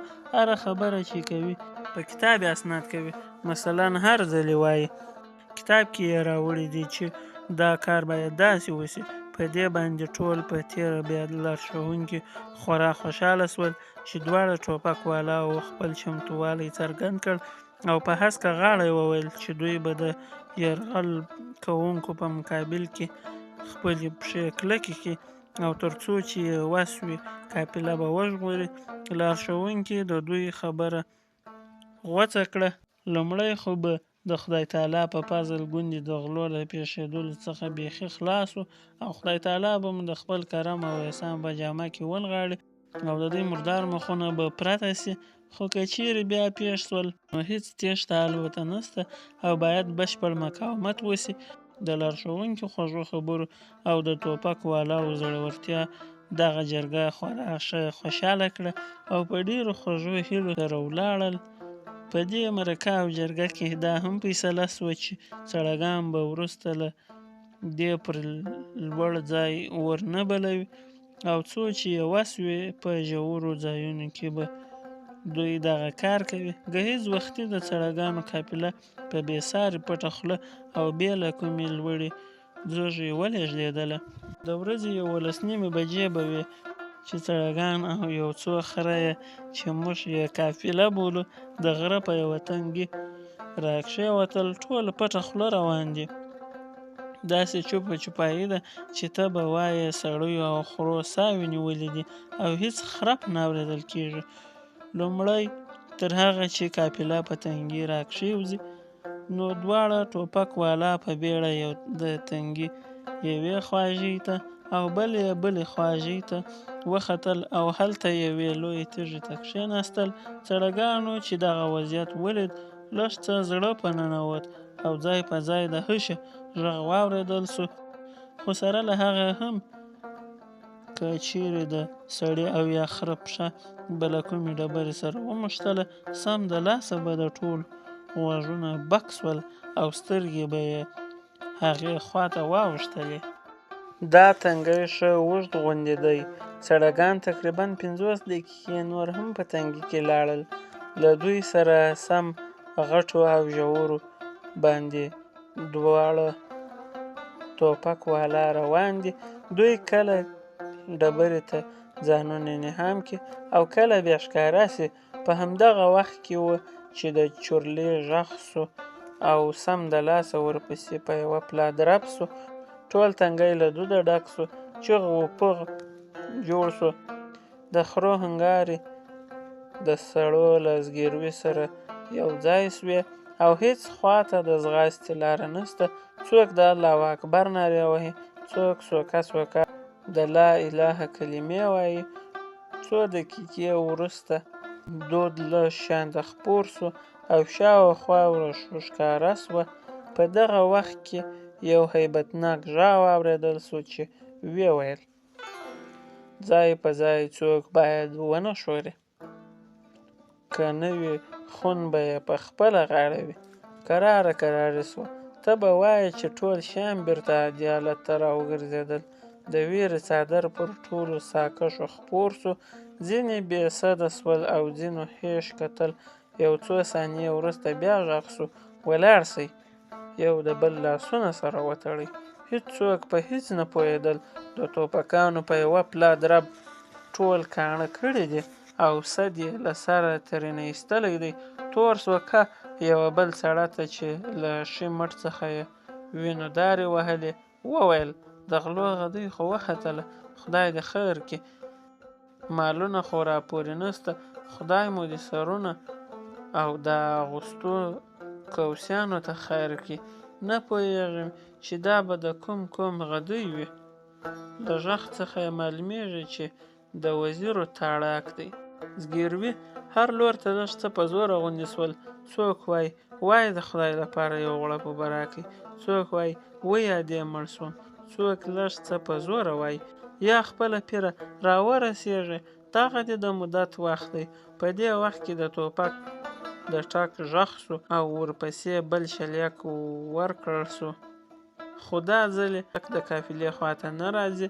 ژر څرګنده سوه چې هغو دوو ټوپک والاو پر غلو ټکان وکړ، خو تقریبا نیم ساعت لا نه و تېر سوی چې غلو د هغو دواړو ټوپک والاو ټوپکان ونیول، ځکه چې د هغوی څو دانې کارتوس چې ورسره و تمام سول. وروسته له هغه بیا یو ویرونکی غږ پورته سو: ټول سړیان یوه ځای ته سره راټول سئ او سم د لاسه د کاڼو د راګیلېدو خرهار سو او د غدۍ څخه 2 کسه د راشوه کېدو په حال کې ولیدل سول.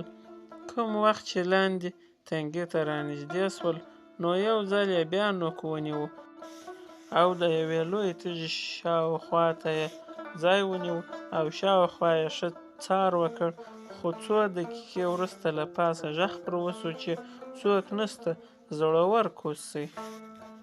دغه دواړه غله زلمیان ښکاري، خو د دوی کالي هم پړانګې پړانګې دي. دواړه پر پښو کې غرواښه تړلي دي، خو د دوی د کارتوسو کتارونه چې تر ملا یې تړلي او پر اوږه یې راچولي دي خورا ویرونکي او په عین حال کې ښکلي ایسي. دوی لږ څه په زړوره او آمرانه لهجه غږ کړ چې ټول سړیان دې په یوه ګوټ کې سره راټول سي چې دوی یې تلاشي وکړي. کوم چې دوی ټول حاضر کسان تلاشي کړل، بیا یې ور غږ کړ چې اوس د وایې سړی او د وایې شی پکې پاته نه دی. بیا دا نور غله هم له ژویو څخه راټول سول. د دوی شمېر 15 کسو ته رسېږي چې 10 تنه یې د ټوپک والا دي او 15 تنه یې پر 2 لاسه دي، یعنې غیر مسلح دي. زیاتره غله ږیرې لري او مولونه یې وهلي دي. یو پکې مشر څرګندېږي چې د هغه په غاړه د یوې خورا خیرنې څرمنې یو کوچنی بکس دی چې تسمه یې د کارتوسو د کتار وزمې لاندې تېره سوې ده. په دې کوچني بکس کې وظیفات دلال الخیرات ایښودل سوي دي.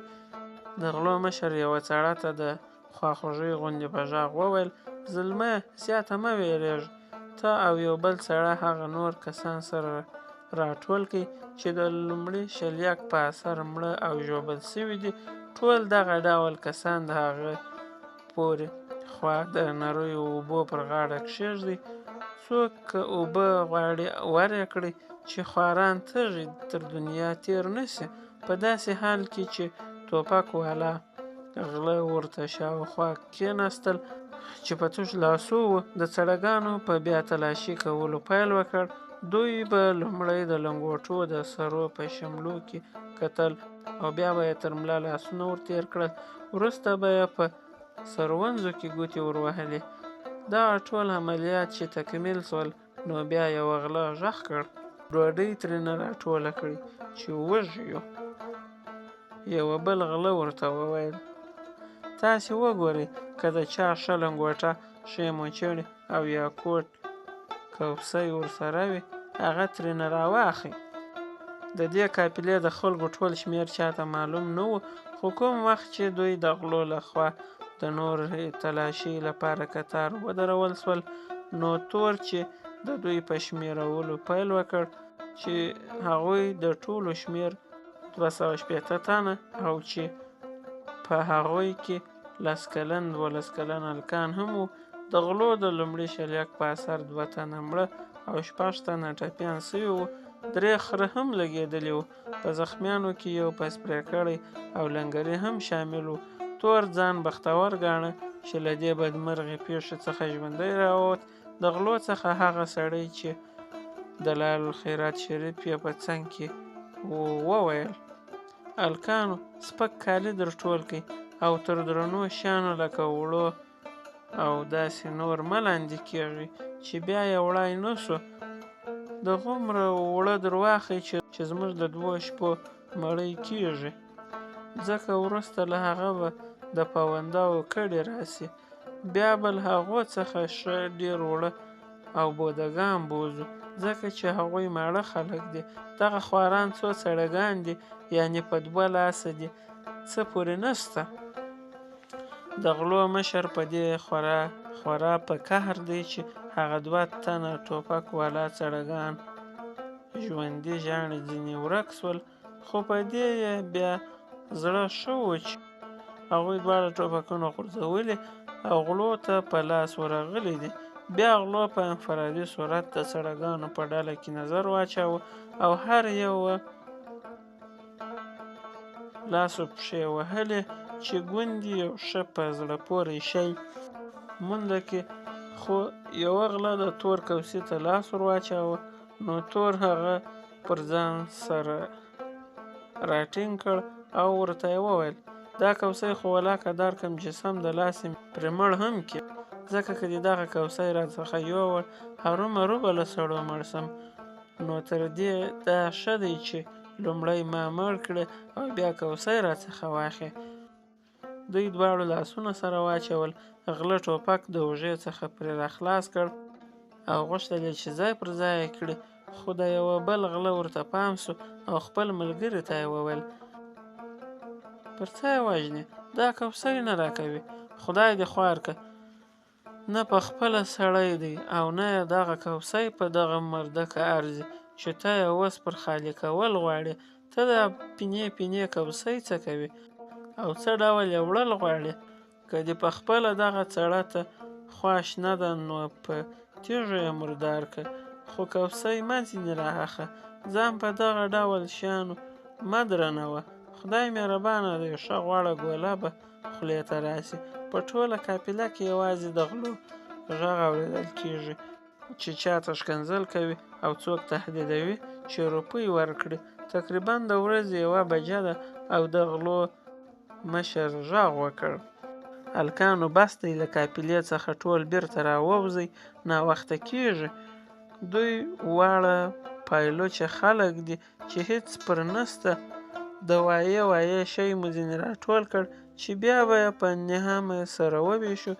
زیاتې مرګو هم مه کوئ، بې ځایه خلک مه وژنئ، له خدایه ډېر ښه دی. له لږ څه ځنډ وروسته یې وویل: سړګانو بخښنه به راته کوئ، موږ هم مجبور یو، خپلو عیالو او کهولو په سر اخیستي یو، ډوډۍ غواړي، نفقه غواړي، که نه وي موږ هم ښه پوهېږو چې دا کارونه ناروا او ناوړه دي، خو د رب دربار لوی دی، ګوندې توبه مو قبوله سي او ومو بخښي.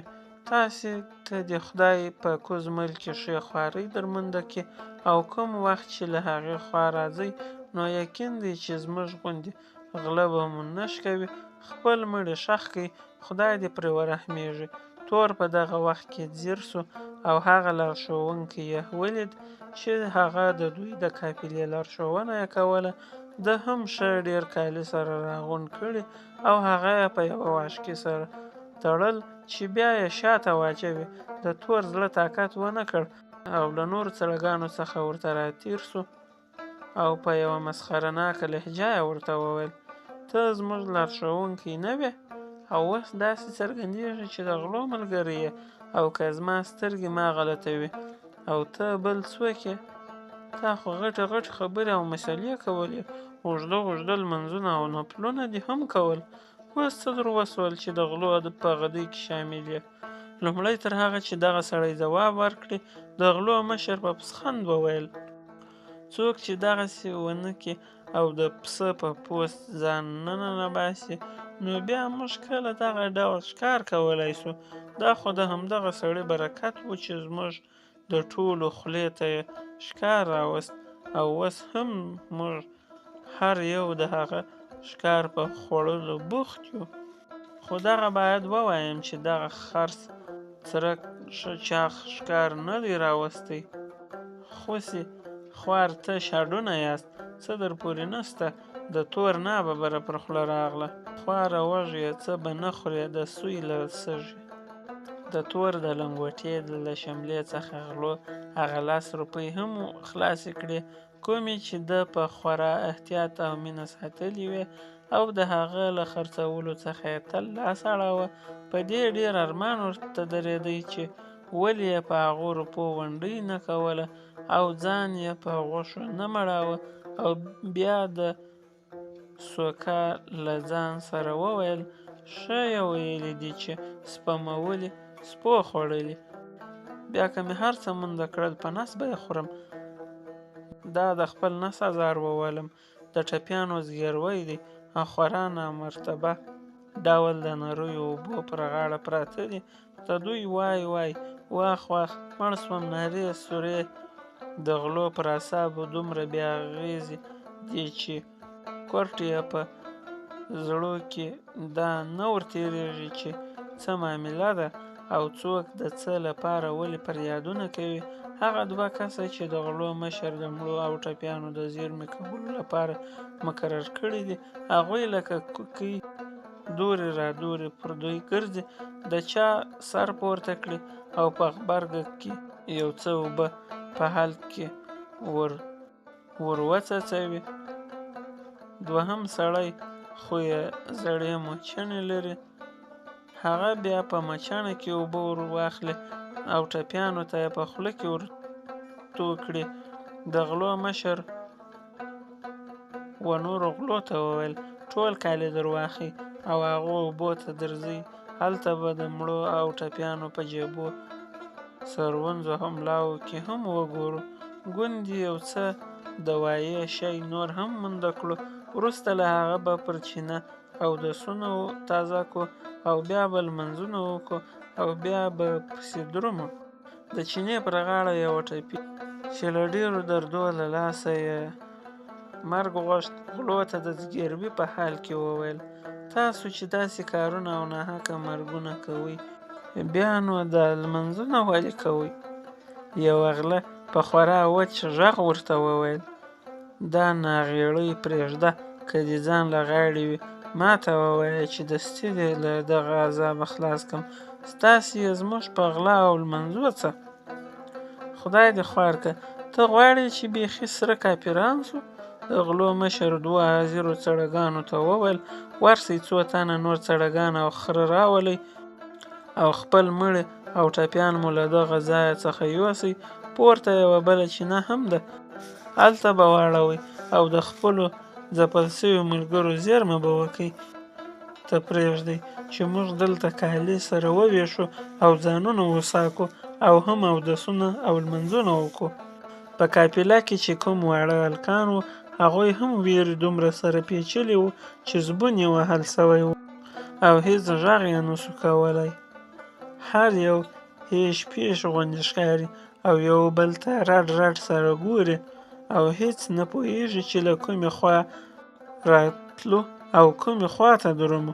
په دغه تنګي کې د کال په دغه موسم کې هېڅ اوبه نه ځي، خو لوی او وړې تیږې هر چیرې پرتې دي چې د تګ او راتګ په اثر سپینې غوندې برېښي، یعنې لاره په ښکاره ده. نږدې 2 بجې وې چې د څړګانو خوارانو او بېوزلو خلکو قافله هغې بلې چینې ته لاړه او سم د لاسه یې واړول. څه لږ وخت وروسته هغه سړي او خره هم پسې ورسېدل چې د مړو او ټپیانو د راوړلو لپاره وروسته پاته سوې وه. ډېر څړګان چې تر خوله یې ټک نه خوت پر مړو او ټپیانو سره راټول سول چې هغوی وپېژني.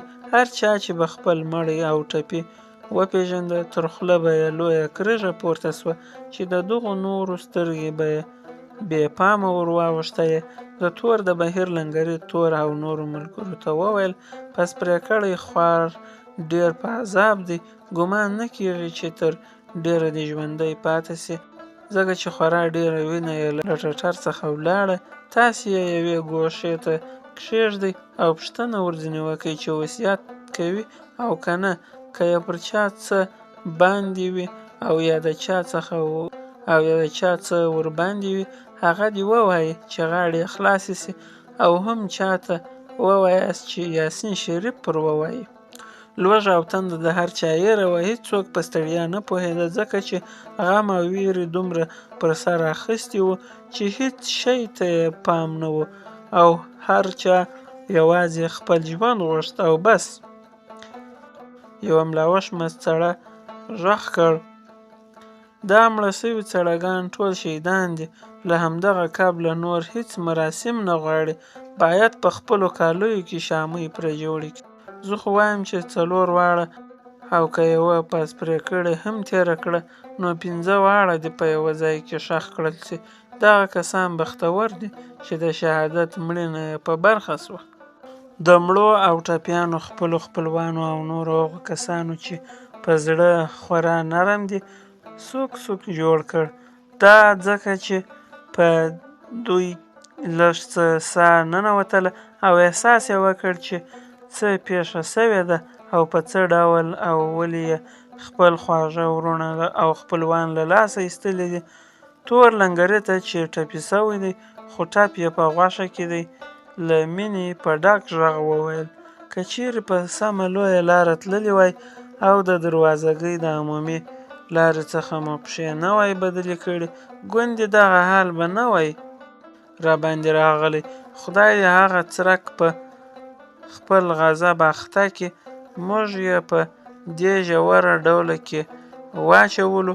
هیڅ غله دومره ځیږه او ترخه رویه د هیچ چا سره ونه کړه لکه هماغه لمونځغاړي او ظاهره ښه سړي چې له قافلې والاو سره وکړ او په دغه وخت کې یوه راږغ کړ: پس پرې کړې خوارکي تېره کړه، خدای دې وبخښي، ښه سړی و، خو ناوې یې پاته سوه. خدای دې د هغه جهان له نعمتو څخه محرومه نه کړي.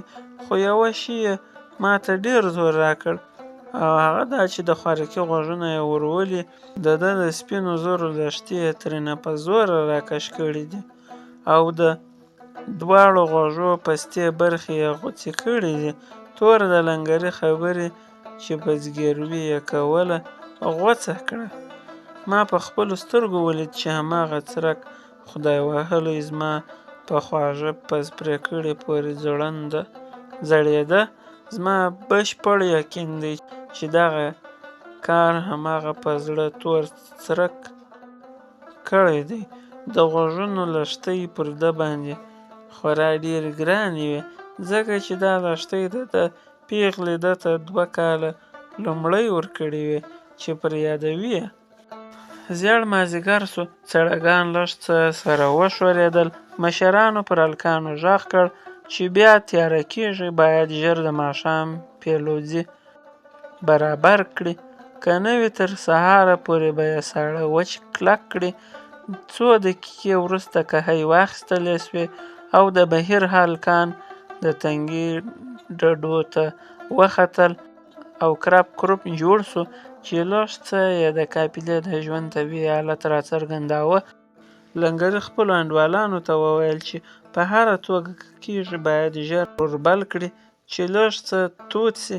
کوم وخت چې تور ورته لمبه وکړه او د ده پر تلتک برسېره یې خپل کوسۍ هم پر سر او اوږو ور واچاوه، نو لنګري په داسې حال کې چې د دواړو خپړو په ذریعه یې د اور د تودوخې په مقابل کې له خپل مخ څخه مدافع کوله، ځینو حاضرو انډیوالانو ته وویل: که موږ د دروازګۍ د غره لاره غوره کړې وای نو هلته هم بې څه نه پاته کېدلو، ځکه چې هغه غر هم د بل کوم غدۍ نیولی و. په دروازګۍ کې په دغو غدیو دغه څرک هم خبر و، ځکه زموږ مخې ته راغی چې موږ په لوی لاس له هغې خوا را وګرځوي او د خپل ځان په خوا مو ولېږدوي. خو اوس زړونه مه اچوئ او خدای ته صبر وکړئ، پر مخ درځئ، ځکه چې ټوله قافله په هماغه تنګي کې ده. نو بهیرونه ټولو نږدې سره اړولي دي او دومره نږدې دي چې ته به وایې ټول په یوه خونه کې دي. زیاتره بهیرونه یو د بل خبرې که څه هم خورا سوکه وي اورېد. په دغه وخت کې د شهیدانو لپاره قبرونه جوړ سول او ټولو سړیګانو د هغوی د ښخولو په مراسمو کې په خورا تاثر او خواشینۍ برخه واخیستله. دغه مراسم نسبتاً عادي مراسمو ته هیڅ شی نه و، فقط مړی یې په ځولۍ کې اخیست او په خپلو کالیو کې به یې ښخاوه. یوه مړي یوه له پینو ډکه صدرۍ اغوستې وه چې هغه یې هم په مردکو سورۍ سوې وه. نو د هغه خپل هغه ورځنې وکښله او بیا یې نو شهید ښخ کړ. لومړی تر هغه چې ښخ سي ځینو څړګانو داسې اوازه خپره کړه چې ګواکې قافله بیرته کورونو ته ګرځي او خپل مړي او ټپیان رسول غواړي. خو د مشرانو او کشرانو د مرکې په اثر داسې فیصله وسوه چې هر څه چې پیښه سوه هغه پیښه سوه. اوس باید په شا ونه ګرځي صرف هغه ټپیان چې خپل بوده لري او یا یې موندلی سي کولی سي چې بیرته وګرځي. خو یوه بل مشر وویل 5 زورور مزلونه د یوه وړوکي ښار پورې چې بازارګۍ یې بولي سته او تقریبا 4 مزلونه تر کورونو پورې سته. که چیرې کورو ته لاړ سئ نو هلته د ټپیانو لپاره دارو درمل نه مونده کیږي. خو په دا پورته ښار کې ممکنه ده چې د دوی دارو او درمل او رغېدل نسبتاً په اسانۍ سره وسي. نو زما خپل زړه دا راته وایي چې که موږ پر مخ ولاړ سو ډېر امکان سته چې موږ دې خیر ومومو. بیا همدغه سړي په خپلو څو نورو انډیوالانو په دغه نسبت منت وکړ چې ولې د ټپیانو او د هغوی د خپلوانو زړونه ور اچوئ د دې پر ځای چې په هغوی کې نوی زړه او لوړ روح ننباسئ د هغوی زړونه لا پسې کاږئ او په ټوله قافله کې ماته ګډوئ. د تور د بهیر لنګرې چې د اوړو یوه پیټۍ ته یې شا لګولې او ځان یې په تلتک او د تور په کوسۍ کې خورا کلک نغښتی و او یوه تکه توره چایجوشه له مخې ورته پرته وه وویل زه په دې لاره باندې څو ځله تېر سوی یم او بوټي په بوټي او کاڼي په کاڼي راته معلومه ده. شاوخوا پر 2 مزله هېڅ ودانۍ نسته او اوبه هم نه مونده کېږي. زموږ او ستاسې مزلونه وار په وار پسې اوږدېږي ځکه موږ باید هرومرو ورځ د اوبو چینو او څاګانو ته ځانونه ورسوو. د هر بهیر څړګان باید د یوه خره پیټۍ په خپل منځ کې سره وویشي او په شا یې یوسي چې هغه خر د یوه ټپي د وړلو لپاره وټاکل سي. خو زه خو په خپل شین خر د خپل ځان لپاره تشوم بار یې باید انډیوالان یوسي. همدا ډول هیله ده چې نور څړګان هم د خپلو ټپیانو غم وخوري ځکه چې قافله له ودانۍ څخه ډېره رالرې سوې ده او شاوخوا هېڅ کلی نسته نو څړګان هېڅ ونډۍ هم نسي کولی. په تېره بیا ټپیان خورا په عذاب دي او هر څوک لږ څه خوچوکی یعنې د غوښو ټوټه ته په تلوسه دي. یو بل سړی چې هغه غږېدونکی غوندې سړی و غږ کړ په دې برخه کې ډېر سره وغږېدلو. اوس نو غوټه خبره داسې ده چې باید هېڅوک پر شا لاړ نسي او لکه د پخوا په شان سهار وختي به پر مخ لېږدو. زه ډاډ درکوم چې 3مه ورځ به د توبې غره ته شیوه سو او هلته ځای په ځای ودانۍ سته. کوم خر او یا نور څه ترې به خرڅ کړو او خپلو ټپیانو ته به که تر هغه ځایه پورې ژوندي پاته سول ښه ونډۍ ور وکړو. تور لنګرې ته وویل غلو ولې خره نه بیول چې په نورو سپکو کالیو او نغدو روپیو پسې ګرځېدل. دوی د خدای خوار کړي زما خو یې لاس را په خوله کړ او هغه څو غیرانونه چې راسره وو هغه یې راڅخه واخیستل. هغه خبره پسې اوږده کړه وروره دوی خو لکه لیوان تل په غرو کې ښوري هېڅکله په سمه لاره نه درومي. بودګان خو په بې لارو خوړونو او راغونو کې تلای نسي نو ځکه یې بونه تلل. که نه وي نو ته څه وایې د هغوی زړه راباندې سوځېده چې دا څړګان خواران به څوري پر څه وړي. ماښام بیا له زڼکو او زلمیانو بل چا د ډوډۍ څکه ونه کړه. لنګري تور ته وویل سبا بیا په تش نس مزل نسئ کولی نو پاڅئ او د خپلو کاکو او پتیرو غم مو وخورئ. زه خو د هېڅ سور نه یم او خورا کلپه سړه تبه راباندې راغلې ده. تور په داسې حال کې چې د هر سړه د اوړو له څوري څخه موټان ډکول او د هر موټ سره یې بسم الله ویله او بیا به یې په څادر باندې اچول. له لنګري څخه پوښتنه وکړه څو کاله پخوا هم په توکرک کې پر موږ د غلو غدۍ راپېښه سوې وه. هغو غلو هم راباندې ټکان وکړ چې 2-3 تنه یې مړه او ژوبل کړل. زه دې ته حیران یم چې دغه غله ولې خلک وژني، خو پر غږ دې کړي چې ټول ځای په ځای ودروي. وروسته له هغه چې ټول یې وشکول بیا دې یې پرېږدي. لنګري ورته وویل ناببره شلیک ځکه کوي د څړګانو واښه او غوزي سره وکاږي او له دوی څخه زړه وکاږي چې د ځان د ساتنې فکر ونه کړي او توپچیان یې هم کوم ټک ته موقع مونده نه کړي او په دغه توګه په اسانۍ سره د خلکو مال او اسباب سره راغونډ کړي او دومره ترې یوسي چې وړلای یې سي